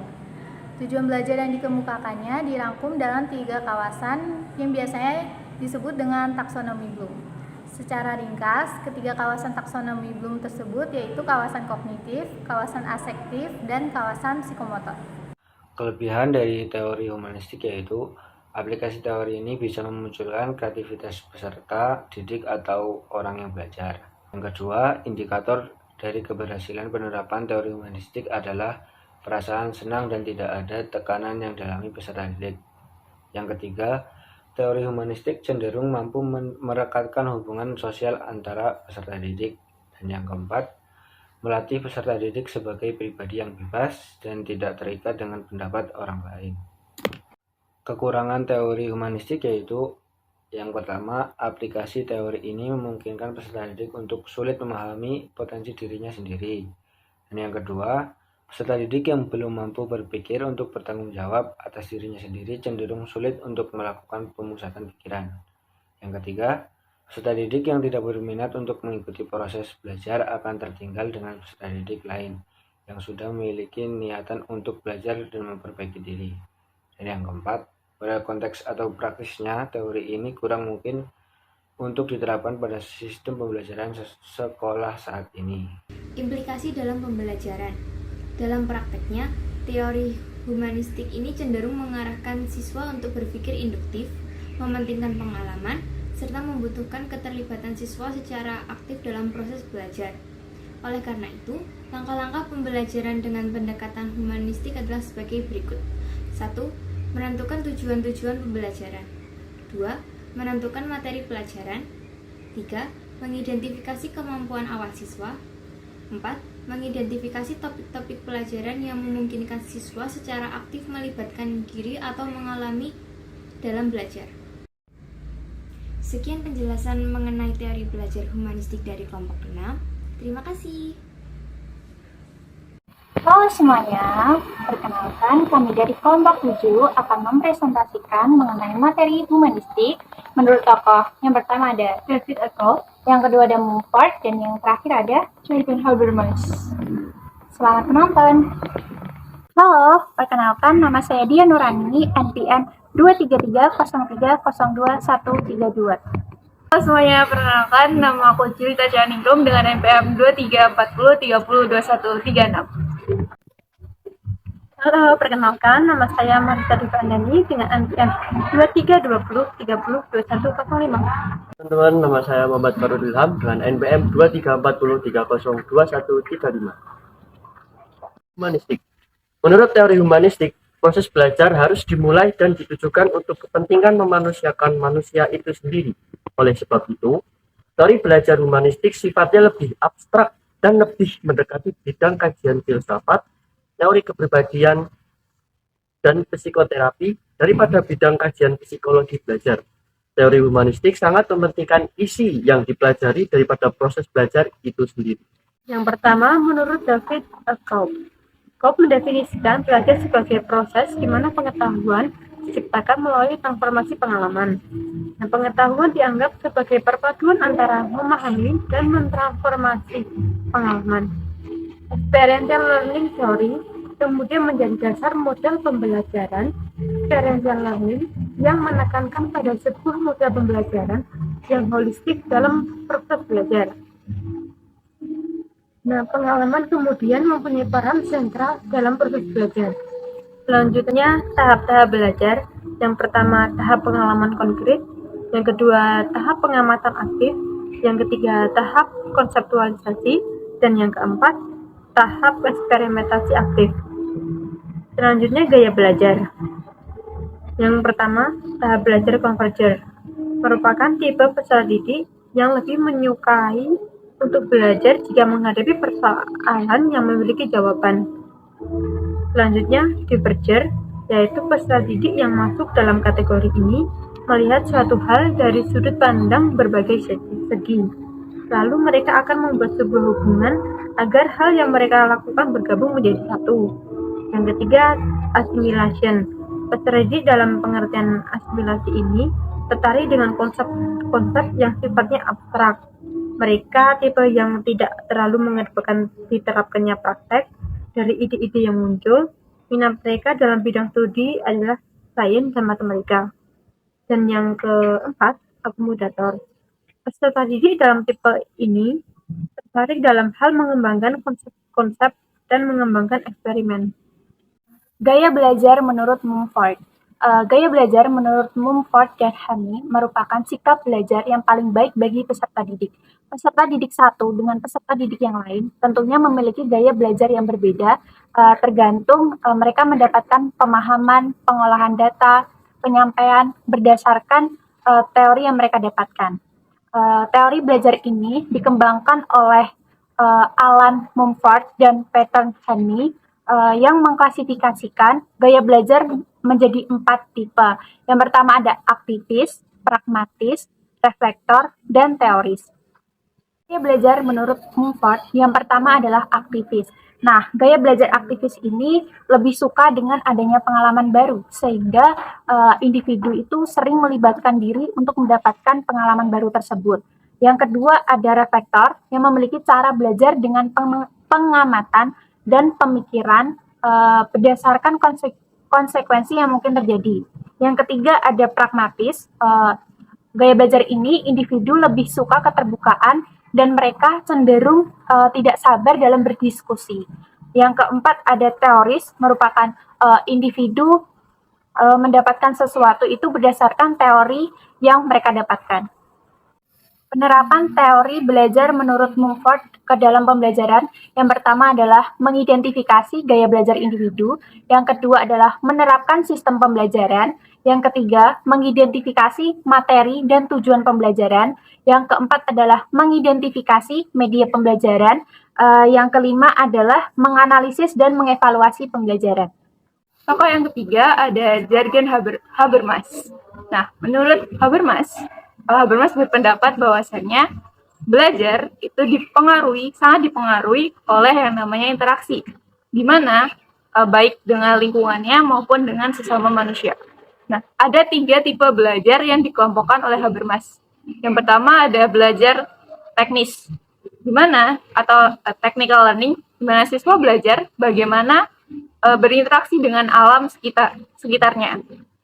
Nah, mereka berusaha menguasai dan mengelola alam dengan cara mempelajari keterampilan dan pengetahuan yang dibutuhkan untuk itu. Lalu yang kedua ada belajar praktis atau practice learning. Nah, pada tahapan ini, pemahaman siswa terhadap alam tidak berhenti sebagai suatu pemahaman yang kering.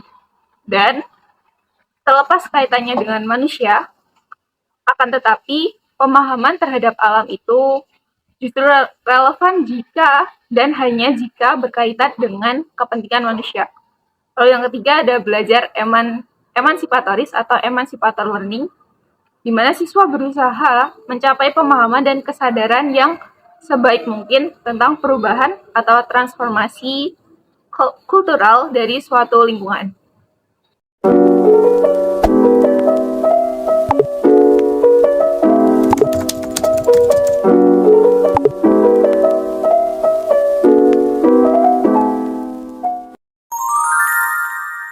Assalamualaikum warahmatullahi wabarakatuh. Halo semuanya, perkenalkan kami dari kelompok 8 pada mata kuliah Psikologi Pendidikan. Di sini kami akan menyampaikan materi mengenai teori belajar sibernetik. Namun sebelum itu, perkenalkan nama saya Hana Afriza dengan NPM 234-030-2143.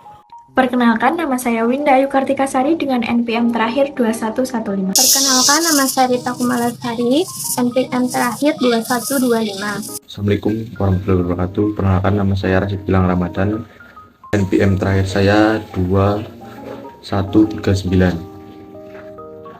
Nah, pertama-tama kita harus tahu nih arti teori belajar sibernetik.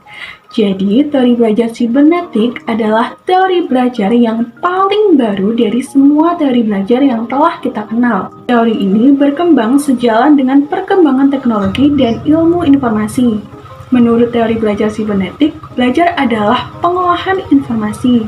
Asumsi lain dari teori sibernetik adalah bahwa tidak ada satu proses belajar pun yang ideal untuk segala situasi dan yang cocok untuk semua pembelajar. Nah, itu tadi arti dari teori belajar sibernetik. Materi selanjutnya akan dilanjutkan oleh rekan saya. Landasan teori sibernetik. Sejumlah definisi telah diberikan oleh para ahli. Stafford Beer mendefinisikan sibernetik sebagai Science of Effective Organization. Gregory Bateson mengatakan bahwa sibernetik lebih merupakan bentuk daripada substansi. Gordon Pask mendefinisikan sibernetik sebagai the art of manipulating defensible metaphors. Para ahli organisasi menganggap bahwa teori sibernetik sebagai sebuah ilmu tentang pemrosesan informasi pengambilan keputusan, pembelajaran, adaptasi, dan organisasi yang terjadi pada individu, kelompok, organisasi negara, atau mesin. Lalu istilah sibernetik digunakan untuk menggambarkan cara bagaimana umpan balik atau feedback memungkinkan untuk berlangsungnya proses komunikasi. Menurut Capra, sistem sibernetik terwujud dalam berbagai bidang, yaitu bidang ekonomi yang dikenal dengan konsep invisible hands, dalam bidang kekuasaan yang terwujud dalam konsep check and balance di konstitusi. Lalu bidang berpikir terwujud dalam cara berpikir Hegel, yaitu tesis atau antitesis dan sintesis. Sibernetika adalah teori sistem pengontrol yang didasarkan pada komunikasi atau penyampaian informasi antara sistem dan lingkungan antar sistem. Pengontrol dari sistem berfungsi dengan memperhatikan lingkungan. Prinsip dasar teori sibernetik yaitu menghargai adanya perbedaan, bahwa suatu hal akan memiliki perbedaan dengan yang lainnya, atau bahwa sesuatu akan berubah seiring perkembangan waktu. Pembelajaran digambarkan sebagai input, proses, dan output. Sekian. Di sini saya akan menjelaskan mengenai fast and good dalam teori sibernetik. Menurut fast and good, bagaimana cara membedakan cara berpikir menyeluruh atau holistik dan serial atau serialis. Cara berpikir menyeluruh adalah berpikir yang cenderung melihat ke depan atau langsung ke gambaran lengkap dari sebuah sistem informasi, atau cenderung mempelajari sesuatu dari yang tahap paling umum, kemudian bergerak ke arah yang lebih khusus atau rinci. Sedangkan cara berpikir serialis sama dengan pendekatan algoritmatik, namun cara berpikir menyeluruh tidak sama dengan pendekatan heuristik. Teori sibernetik lebih menekankan pada sistem informasi yang akan dipelajari, tetapi kurang memperhatikan bagaimana proses belajar yang berlangsung, sehingga teori ini dianggap sulit untuk dipraktekkan. Aplikasi dalam kegiatan instruksional teori ini adalah sebagai berikut. Yang pertama, menentukan tujuan-tujuan instruksional. Kemudian yang kedua, menentukan materi pembelajaran. Kemudian yang ketiga, mengkaji sistem informasi yang terkandung dalam materi tersebut. Yang keempat, menentukan pendekatan belajar yang sesuai dengan sistem informasi tersebut, apakah algoritmatik atau heuristik. Yang kelima, menyusun materi pembelajaran dalam urutan yang sesuai dengan sistem informasinya. Yang keenam, menyajikan materi dan membimbing siswa belajar dengan pola yang sesuai dengan urutan materi pembelajaran. Di sini saya akan menjelaskan mengenai teori pemrosesan informasi. Menurut beberapa pakar, diantaranya adalah Beller dan Snowman 1986, Bain 1986, dan Tennyson 1989. Teori pemrosesan informasi berpijak pada 3 asumsi, yaitu yang pertama, bahwa antara stimulus dan respon terdapat suatu seri tahapan pemrosesan informasi di mana pada masing-masing tahapan dibutuhkan sejumlah waktu tertentu. Kemudian yang kedua, stimulus yang diproses melalui tahapan-tahapan tadi akan mengalami perubahan bentuk atau isi. Kemudian untuk yang terakhir atau yang ketiga, yaitu salah satu dari tahapan memiliki kapasitas yang terbatas. Itu menurut Lucian 1992. Lalu yang selanjutnya adalah komponen pemrosesan informasi dipilih menjadi 3 yang didasarkan pada perbedaan fungsi, kapasitas, bentuk informasi, serta terjadinya lupa. Komponen tersebut antara lain adalah yang pertama, sensory receptor. Budi Ningsih menjelaskan bahwa sensory receptor merupakan sel tempat pertama kali informasi diterima dari luar. Kemudian setelah itu di dalam sensory receptor, informasi ditangkap dalam bentuk aslinya, lalu kemudian informasi yang berada di sensori reseptor itu hanya dapat bertahan dalam waktu yang sangat singkat, dan informasi tadi mudah untuk dilupakan atau terganti. Kemudian yang kedua ada working memory. Diasumsikan bahwa working memory ini mampu menangkap informasi yang diberi perhatian lebih oleh individu. Karakteristik working memory yang pertama adalah ia memiliki kapasitas yang terbatas. Kemudian yang kedua adalah informasi dapat disandi dalam bentuk yang berbeda dari stimulus aslinya. Dan untuk yang terakhir yaitu long term memory. Diasumsikan long term memory ini berisi semua pengetahuan yang telah dimiliki oleh individu, lalu kemudian mempunyai kapasitas yang tidak terbatas, dan yang terakhir, sekali informasi disimpan di dalam long term memory, ia tidak akan pernah terhapus atau hilang. Sekian, terima kasih. Kemudian yang selanjutnya adalah teori belajar menurut Landa. Menurut Landa, dalam Irawan 2001, 17-18 ada dua proses berpikir, yaitu yang pertama adalah proses berpikir algoritmik, proses berpikir sistematis, tahap demi tahap, linear, teratur, sekuensial, konvergen, lurus, menuju ke satu target tertentu. Kemudian, yang kedua yaitu proses berpikir heuristik, yaitu cara berpikir divergen yang menyebar menuju ke beberapa target sekaligus. Sekian dari kelompok kami, semoga materi yang telah kami sampaikan dapat bermanfaat, dan kurang lebihnya kami mohon maaf. Terima kasih. Wassalamualaikum warahmatullahi wabarakatuh.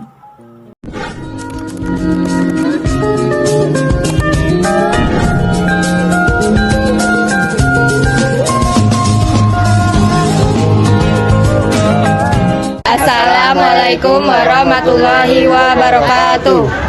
Perkenalkan, kami dari kelompok 9 Psikologi Pendidikan akan menjelaskan tentang teori belajar konstruktivistik. Sebelumnya, saya Muhammad Iriza Rufni Alfian dengan NPM terakhir 2117. Saya Diandra Nabila Setiawan dengan NPM terakhir 2138. Saya Rifa Amalia Saliha dengan NPM terakhir 2142. Saya Nasdia Zadida Irfani dengan NPM terakhir 2134. Assalamualaikum warahmatullahi wabarakatuh. Perkenalkan, kami dari kelompok 9 Psikologi Pendidikan akan menjelaskan tentang teori belajar konstruktivistik. Sebelumnya, saya Muhammad Iriza Rufni Alfian dengan NPM terakhir 2117. Saya Diandra Nabila Setiawan dengan NPM terakhir 2138. Saya Rifa Amalia Saliha dengan NPM terakhir 2142. Saya Nasdia Zadida Irfani dengan NPM terakhir 2134. Sejarah teori konstruktivistik. Jean Piaget dan Lev Gotsky adalah tokoh utama dalam teori konstruktivisme. Piaget menekankan interaksi aktif anak dengan lingkungan dalam pembentukan pengetahuan, sementara Lev Gotsky menyoroti peran lingkungan sosial. Keduanya menekankan pembelajaran sebagai proses aktif yang melibatkan konstruksi personal pengetahuan. Pendekatan konstruktivisme menekankan keterlibatan aktif siswa, bukan hanya transmisi pengetahuan. Konsep belajar Jean Piaget.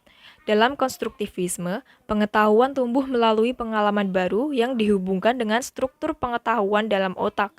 Piaget menekankan bahwa pengalaman yang sama dapat diinterpretasikan secara berbeda oleh individu dan disimpan dalam kotak-kotak pengetahuan yang berbeda.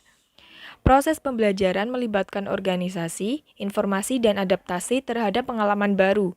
1. Proses organisasi adalah proses ketika manusia menghubungkan informasi yang diterimanya dengan struktur-struktur pengetahuan yang sudah disimpan atau sudah ada sebelumnya dalam otak. Kedua, ada proses adaptasi. Proses adaptasi adalah proses yang berisi dua kegiatan, yaitu asimilasi dan ekuilibrasi.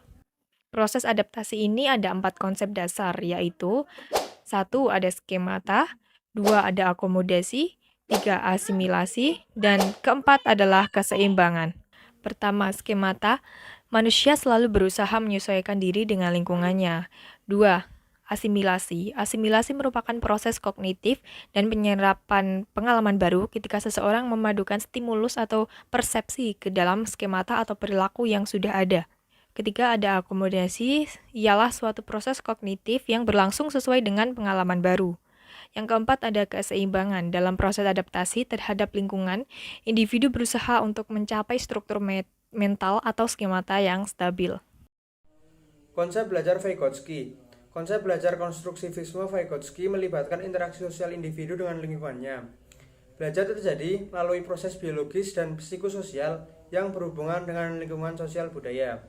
Belajar dimulai saat anak berinteraksi dalam zona proksimal atau tingkat yang dicapai anak ketika ia memerlukan bantuan kelompok atau orang dewasa. Strategi belajar konstruktivisme. Ada beberapa strategi belajar. Yang pertama adalah top-down processing.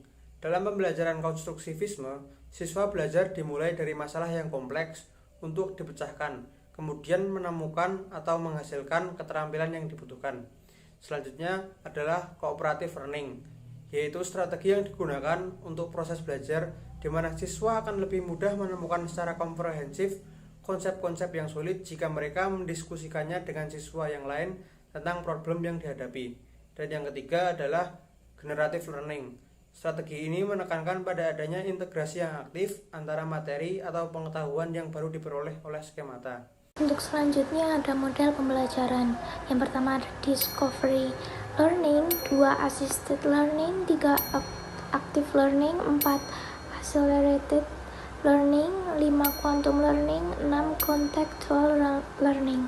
Discovery learning adalah pendekatan pembelajaran di mana siswa didorong untuk aktif mencari, memahami, dan menemukan konsep-konsep baru melalui eksplorasi dan eksperimen sendiri. 2 assisted learning yaitu pendekatan pembelajaran di mana guru atau fasilitator memberikan bimbingan, dukungan, dan arahan kepada siswa dalam proses konstruksi pengetahuan mereka. 3 active learning yang dimana pendekatan itu meliputi pembelajaran yang memungkinkan siswa untuk membangun pengetahuan mereka itu sendiri. 4 accelerated learning yang dimana pendekatan itu menekankan penggunaan strategi dan teknik yang dirancang untuk mempercepat dalam proses pembelajaran dan meningkatkan retensi informasi. 5 quantum learning yang dimana pembelajaran ini menekankan pembelajaran yang menggabungkan elemen-elemen dari berbagai teori dan strategi untuk menciptakan pengalaman belajar yang holistik dan beragam. Nomor 6, Contextual Teaching and Learning or CTL adalah pendekatan yang menekankan pentingnya materi pembelajaran dalam konteks kehidupan nyata atau pengalaman siswa. Selanjutnya adalah ciri-ciri pembelajaran. Yang pertama, aktif. Siswa diharapkan untuk aktif terlibat dalam proses pembelajaran seperti berkolaborasi dan melakukan eksperimen. 2. Berpusat pada siswa. Pembelajaran ini difokuskan pada siswa sebagai pembangun pengetahuan mereka itu sendiri. 3. Yang berbasis pengalaman. Siswa diminta untuk membuat hubungan antara konsep baru dengan pengalaman dan pengetahuan yang sudah dimiliki. 4. Kolaboratif.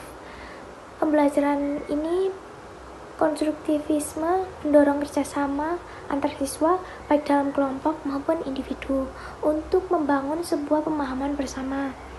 5. Refleksi. Siswa terdorong untuk merefleksikan pemahaman mereka, mengidentifikasi kesulitan, dan mencari solusi untuk pemikiran kritis. Dan selanjutnya untuk nomor 6, kontekstual, yang dimana pembelajaran ini dikaitkan dengan konteks nyata atau situasi yang relevan bagi siswa, sehingga dapat memperkuat pemahaman dari seorang siswa itu tersebut sendiri. 7. Mendorong kreativitas. Di sini siswa diberi kebebasan untuk mengeksplorasi ide-ide baru, mengembangkan solusi kreatif, dan menyebarkan pemahaman mereka dengan cara yang beragam. Selanjutnya adalah prinsip-prinsip konstruktivisme. Secara garis besar, prinsip-prinsip konstruktivisme dapat diterapkan dalam belajar adalah 1. Pengetahuan dibangun oleh siswa itu sendiri. 2. Pengetahuan tidak dapat dipindahkan dari guru ke murid kecuali dengan keaktifan murid sendiri untuk menalar. 3. Murid aktif mengkonstruksi secara terus-menerus sehingga selalu terjadi perubahan konsep secara ilmiah. 4. Guru sekedar membantu menyediakan sarana dan situasi agar proses konstruksi berjalan dengan lancar. Kelima, menghadapi masalah yang relevan dengan siswa. Keenam, struktur pembelajaran seputar konsep utama, pentingnya sebab pertanyaan. Ketujuh, mencari dan menilai pendapat siswa. Dan yang terakhir, yang kedelapan adalah menyesuaikan kurikulum untuk menanggapi anggapan siswa. Kelebihan teori belajar konstruktivistik. Terdapat 5 macam, yaitu berpikir, pemahaman, mengingat, kemahiran sosial, dan motivasi. Yang pertama adalah berpikir. Dalam proses membina pengetahuan baru, murid berpikir untuk menyelesaikan masalah, mencari ide, dan membuat keputusan. Yang kedua, pemahaman. Murid terlibat secara langsung dalam membina pengetahuan baru. Mereka akan lebih paham dan boleh mengaplikasikannya dalam semua situasi. Dan ketiga, mengingat. Murid terlibat secara langsung dengan aktif, mereka akan lebih lama semua konsep. Melalui pendekatan ini, siswa membina sendiri pemahaman mereka. Justru mereka lebih yakin menghadapi dan menyelesaikan masalah dalam situasi baru. Keempat adalah kemahiran sosial. Diperoleh apabila berinteraksi dengan rekan dan guru untuk membina pengetahuan baru. Dan yang kelima adalah motivasi. Siswa terlibat langsung memahami, ingat, yakin, dan saling berinteraksi dengan sehat. Mereka akan merasa termotivasi belajar dalam memperoleh pengetahuan baru. Dan yang terakhir adalah kekurangan teori belajar konstruktivistik. Satu adalah siswa sering mengkonstruksi pengetahuan sendiri, namun hasilnya tidak selalu sesuai dengan kaidah ilmu pengetahuan, seringkali menyebabkan miskonsepsi. Dan yang kedua adalah konstruktivisme, mengajarkan siswa untuk membangun pengetahuannya sendiri yang membutuhkan waktu dan pendekatan yang berbeda-beda untuk setiap siswa. Yang ketiga, situasi dan kondisi tiap sekolah tidak sama. Karena tidak semua sekolah memiliki sarana dan prasarana yang dapat membantu keaktifan dan kreativitas siswa. Keempat, meskipun guru sebagai motivator dan mediator belajar perlu menunjukkan perilaku yang elegan dan bijaksana, memberikan inspirasi bagi siswa, serta menghargai nilai-nilai kemanusiaan.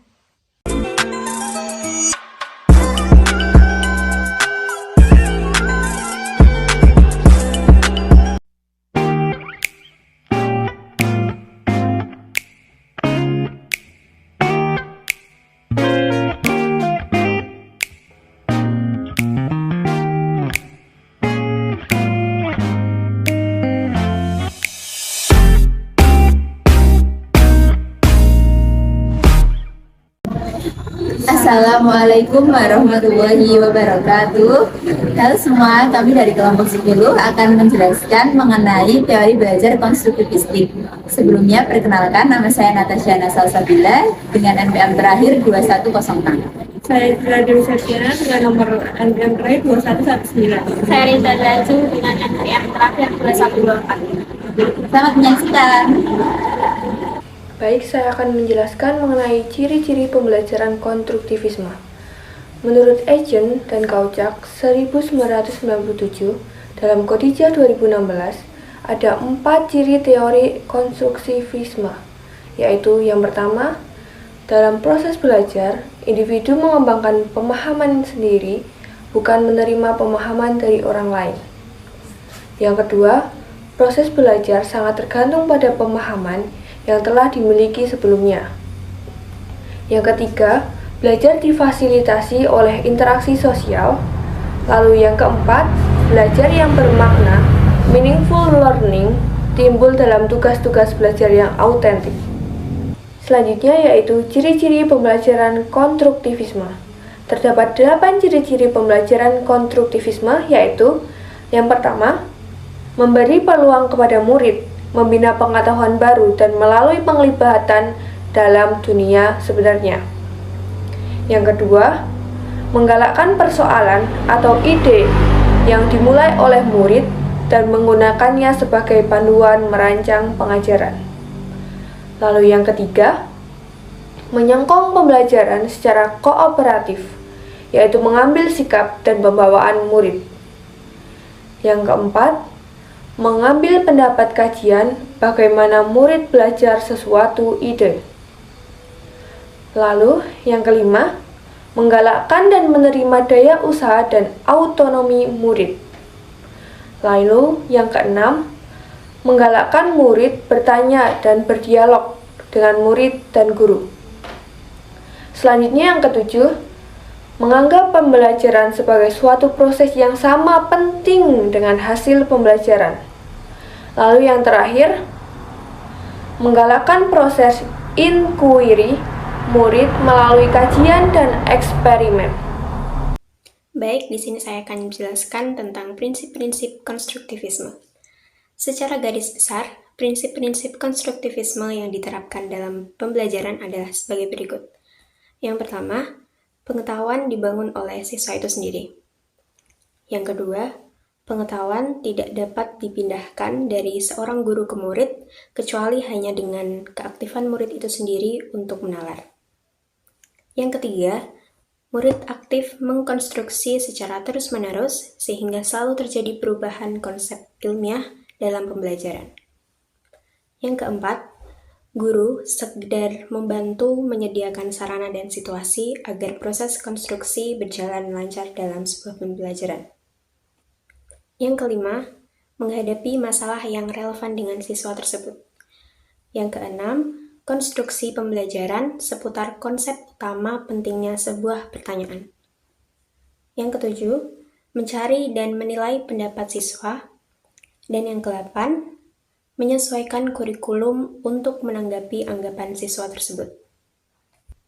Dari semua itu, hanya ada satu prinsip yang paling penting, ialah guru tidak boleh hanya semata-mata memberikan pengetahuan kepada seorang siswa.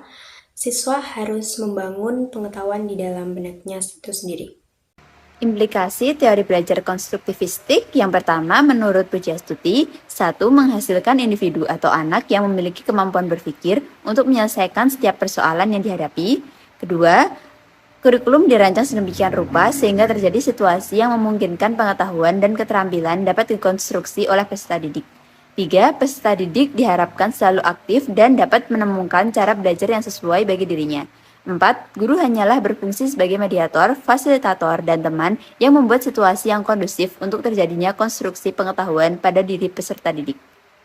Yang kedua ada menurut Piaget, 1. Merumuskan tujuan belajar, 2. Memilah bahan pembelajaran, 3. Membuat tema-tema dengan memungkinkan akan dipelajari peserta didik dengan cara aktif. Yang ketiga ada menurut Vygotsky, 1. Menghendaki adanya setting kelas kooperatif, siswa dapat saling berinteraksi satu sama lain dan mengemukakan solusi efektif untuk memecahkan masalah dalam masing-masing zone of proximal development mereka. 2. Pembelajaran lebih menekankan scaffolding. Siswa diberikan beberapa bantuan dalam mengatasi masalah mereka sebelum diberi kesempatan untuk mengatasi masalah sendiri hingga akhir. Yang keempat ada menurut Brunner, konstruktivistik dalam pembelajaran adalah dengan menyajikan contoh-contoh dari konsep-konsep yang telah diajarkan dan membantu siswa mengenali hubungan antara konsep-konsep tersebut. Ekawati, 2019. Sekian penjelasan dari kelompok kami. Sekian dan terima kasih. Bye. Assalamualaikum warahmatullahi wabarakatuh. Kami dari kelompok 11 mata kuliah Psikologi Pendidikan pada video kali ini akan menjelaskan materi mengenai teori belajar konstruktivistik. Pertama-tama izinkan kami memperkenalkan diri. Nama saya Abdul Nasana dengan nomor NPM terakhir 2116. Saya Hamdan Barokah dengan nomor NPM terakhir 2168. Saya Ari Sultan Rafi Al-Jabar dengan NPM terakhir 2113. Selamat menonton. Jadi materi kami kali ini adalah teori belajar konstruktivistik. Ada 3 poin yang akan kami bahas kali ini, yaitu yang pertama, kelebihan dan kekurangan teori belajar konstruktivistik. Yang kedua, ada proses belajar. Dan yang terakhir, ada perbandingan antara teori belajar konstruktivistik dengan teori belajar tradisional. Langsung saja ke kelebihan dan kelemahan teori belajar konstruktivistik. Kelebihan yang pertama adalah berpikir. Dalam proses membina pengetahuan baru, murid berpikir untuk menyelesaikan masalah, mencari ide, dan membuat keputusan. Yang kedua ada pemahaman. Jika murid terlibat secara langsung dalam membina pengetahuan baru, maka mereka akan lebih paham dan boleh mengaplikasikannya dalam semua situasi. Yang ketiga ada mengingat. Murid terlibat secara langsung dan aktif, maka mereka akan mengingat lebih lama semua konsep. Melalui pendekatan ini, siswa membina sendiri pemahaman mereka, dan justru mereka akan lebih yakin menghadapi dan menyelesaikan masalah dalam situasi baru. Yang keempat ada kemahiran sosial. Menurut Sutisna 2013, kemahiran sosial diperoleh apabila interaksi dengan rekan dan guru dalam membina pengetahuan baru. Yang terakhir ada motivasi. Menurut Suryanto 2009, siswa terlibat langsung memahami, ingat, yakin, dan saling berinteraksi dengan sehat. Mereka akan merasa termotivasi belajar dalam memperoleh pengetahuan yang baru. Selanjutnya ada kelemahan teori konstruktivistik. Yang pertama adalah siswa seringkali mengkonstruksi pengetahuannya sendiri. Jadi tidak jarang bahwa hasil konstruksi siswa tidak cocok dengan hasil konstruksi yang sesuai dengan kaidah ilmu pengetahuan. Sehingga hal ini menyebabkan miskonsepsi. Yang kedua ada konstruktivisme, menanamkan agar siswa membangun pengetahuannya sendiri. Hal ini pasti membutuhkan waktu yang lama dan setiap siswa memerlukan penanganan yang berbeda-beda. Yang ketiga, situasi dan kondisi tiap sekolah yang tidak sama. Karena tidak semua sekolah memiliki sarana prasarana yang membantu keaktifan dan kreativitas siswa. Dan yang terakhir adalah meskipun guru hanya menjadi motivator dan memediasi jalannya proses belajar, tetapi guru harus memiliki perilaku yang elegan dan arif sebagai spirit bagi anak, sehingga dibutuhkan pengajaran yang mengapresiasi nilai-nilai kemanusiaan. Submateri yang kedua adalah proses belajar menurut teori konstruktivistik. Yang pertama ada proses belajar konstruktivistik. Pada pendekatan ini, kegiatan belajar lebih dipandang dari segi prosesnya daripada segi perolehan pengetahuan dari fakta-fakta yang terlepas-lepas.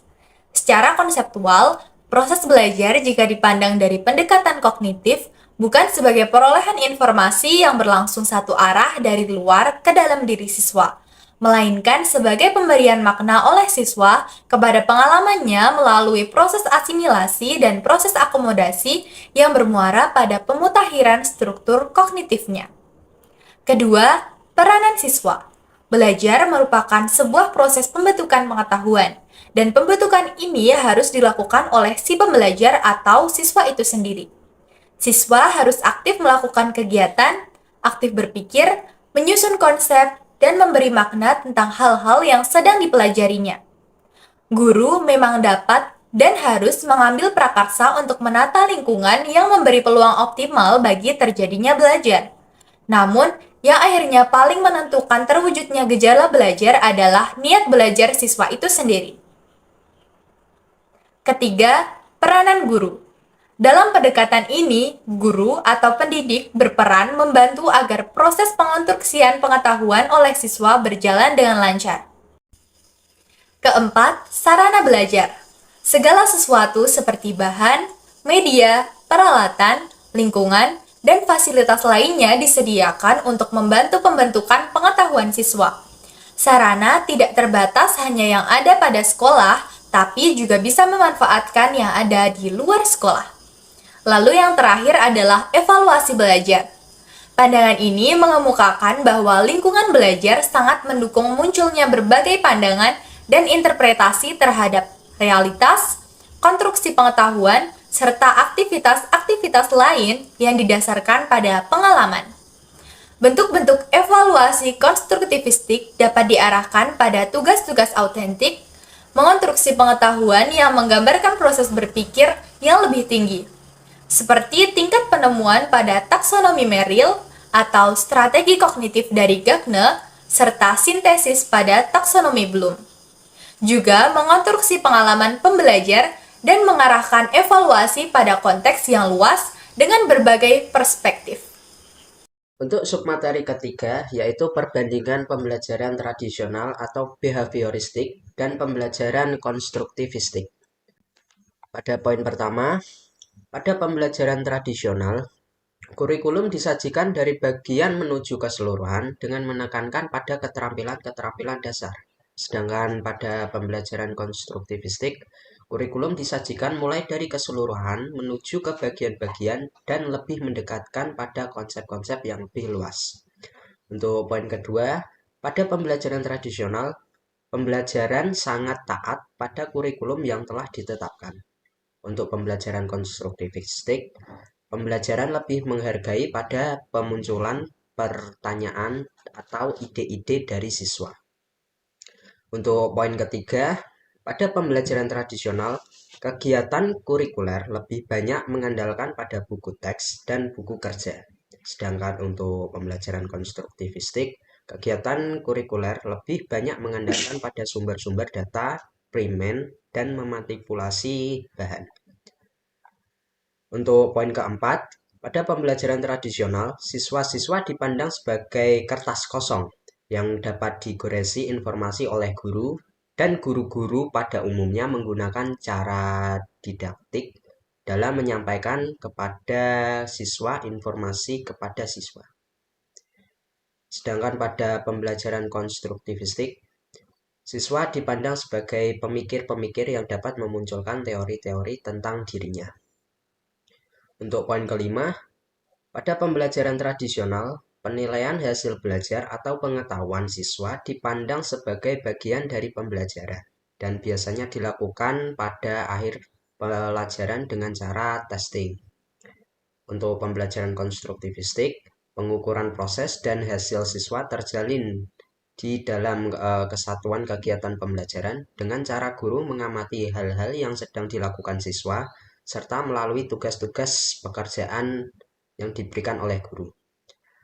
Dan poin terakhir, pada pembelajaran tradisional, siswa-siswa biasanya bekerja sendiri-sendiri tanpa ada grup proses di dalam pembelajaran. Sedangkan pada pembelajaran konstruktivistik, para siswa banyak belajar dan bekerja di dalam grup proses. Sekian penjelasan dari kami. Terima kasih sudah menonton. Semoga bermanfaat. Wassalamualaikum warahmatullahi wabarakatuh.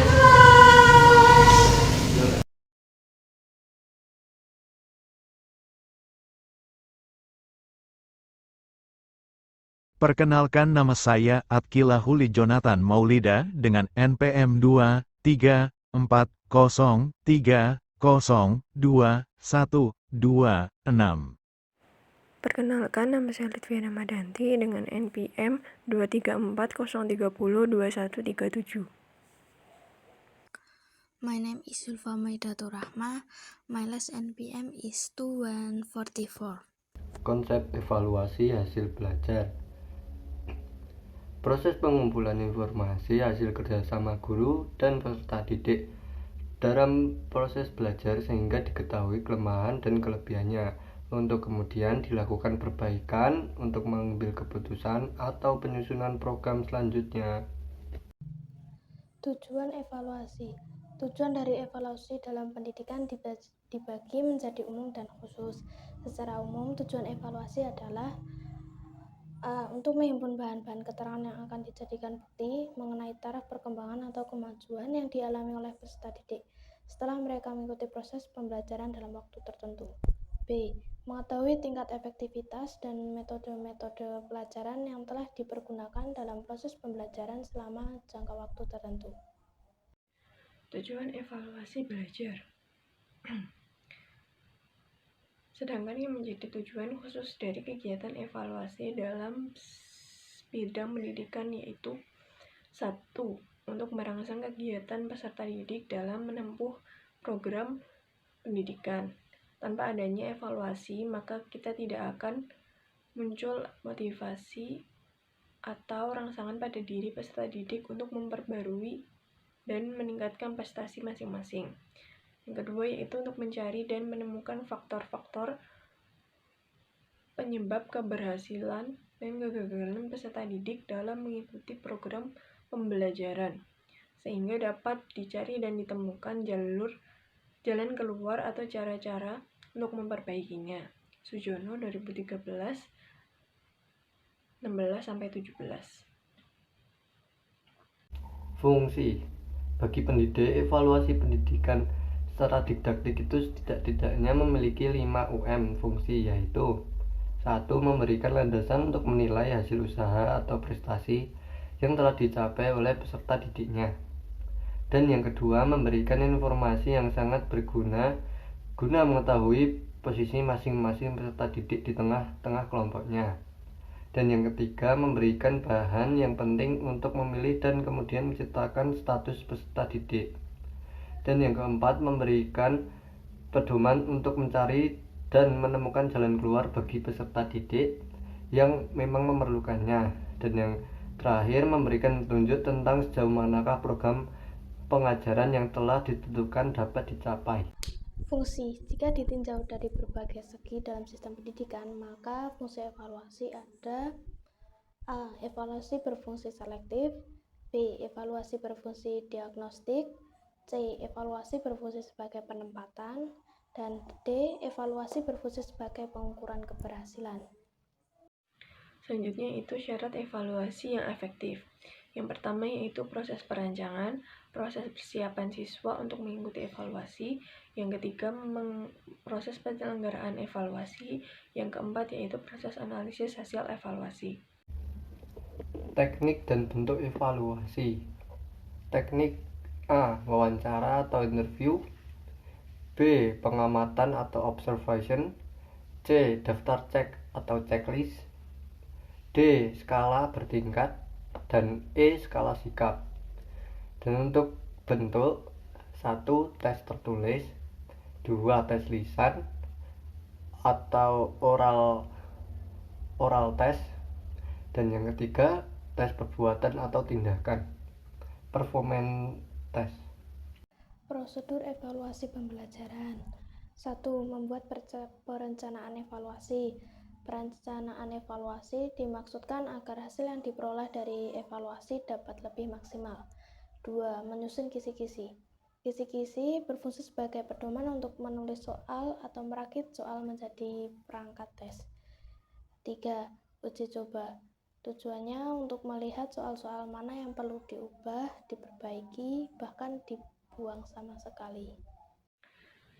Selanjutnya itu diagnosis kesulitan belajar. Ialah suatu prosedur dalam memecahkan kesulitan belajar dengan mengidentifikasi jenis dan karakteristiknya, serta latar belakang dari suatu kelemahan tertentu, serta memprediksi kemungkinan-kemungkinan dan menyarankan tindakan pemecahannya. Faktor internal. Faktor intern siswa meliputi 3 gangguan atau ketidakmampuan psikofisik siswa, yakni 1. Yang bersifat kognitif ranah cipta antara lain seperti rendahnya kapasitas intelektual atau intelijensi siswa. Dan yang kedua bersifat afektif atau ranah rasa antara lain seperti labilnya emosi dan sikap. Dan yang ketiga yang bersifat psikomotor atau ranah karsa antara lain seperti terganggunya alat-alat indera, penglihatan dan pendengaran, mata atau telinga. Faktor eksternal. 1. Faktor keluarga, yaitu tentang bagaimana cara mendidik anak, hubungan orang tua dengan anak. Kedua, faktor sekolah, misalnya faktor guru tidak berkualitas, hubungan guru dengan murid kurang harmonis, dan metode mengajar yang kurang disenangi oleh siswa. Ketiga, faktor media dan lingkungan sosial, meliputi bioskop, TV, surat kabar, majalah, dan buku-buku komik. Lingkungan sosial meliputi teman bergaul, lingkungan tetangga, aktivitas dalam masyarakat. Keempat, faktor-faktor dari lingkungan masyarakat meliputi gangguan dari jenis kelamin lain, bekerja sambil belajar, aktif berorganisasi, tidak dapat mengatur waktu rekreasi dan waktu senggang, dan yang terakhir tidak mempunyai teman belajar bersama. Macam-macam kesulitan belajar. Yang pertama yaitu learning disorder atau kekacauan belajar adalah di mana proses belajar seseorang terganggu karena timbulnya respon yang bertentangan. Yang kedua yaitu learning dysfunction adalah gejala di mana proses belajar yang dilakukan siswa tidak berfungsi dengan baik. Meskipun sebenarnya siswa tersebut tidak menunjukkan adanya subnormalitas mental, gangguan alat indera, atau gangguan psikologis lainnya. Yang Ketiga yaitu underachiever, merupakan siswa yang sesungguhnya memiliki tingkat potensi intelektual yang tergolong di atas normal, tetapi prestasi belajarnya tergolong rendah. Yang keempat yaitu slow learner atau lambat belajar adalah siswa yang lambat dalam proses belajar, sehingga ia membutuhkan waktu yang lebih lama dibandingkan sekelompok siswa lain yang memiliki taraf potensi intelektual yang sama. Yang kelima yaitu learning disabilities atau ketidakmampuan belajar mengacu pada gejala di mana siswa tidak mampu belajar atau menghindari belajar, sehingga hasil belajar di bawah potensi intelektualnya. Cara mengatasi siswa yang malas belajar. Menurut prosedur Wiener dan Seff tahun 1982, sebagaimana dikutip Wadani tahun 1991 sebagai berikut. 1. Melakukan observasi kelas untuk melihat perilaku menyimak siswa ketika mengikuti pelajaran. 2. Memeriksa penglihatan dan pendengaran siswa khususnya yang diduga mengalami kesulitan belajar. 3. Mewawancarai orang tua atau wali siswa untuk mengetahui hal ihwal keluarga yang mungkin menimbulkan kesulitan belajar. 4. Memberikan tes diagnostik bidang kecakapan tertentu untuk mengetahui hakikat kesulitan belajar yang dialami siswa. 5. Memberikan tes kemampuan intelijensi atau IQ khususnya kepada siswa yang diduga mengalami kesulitan belajar.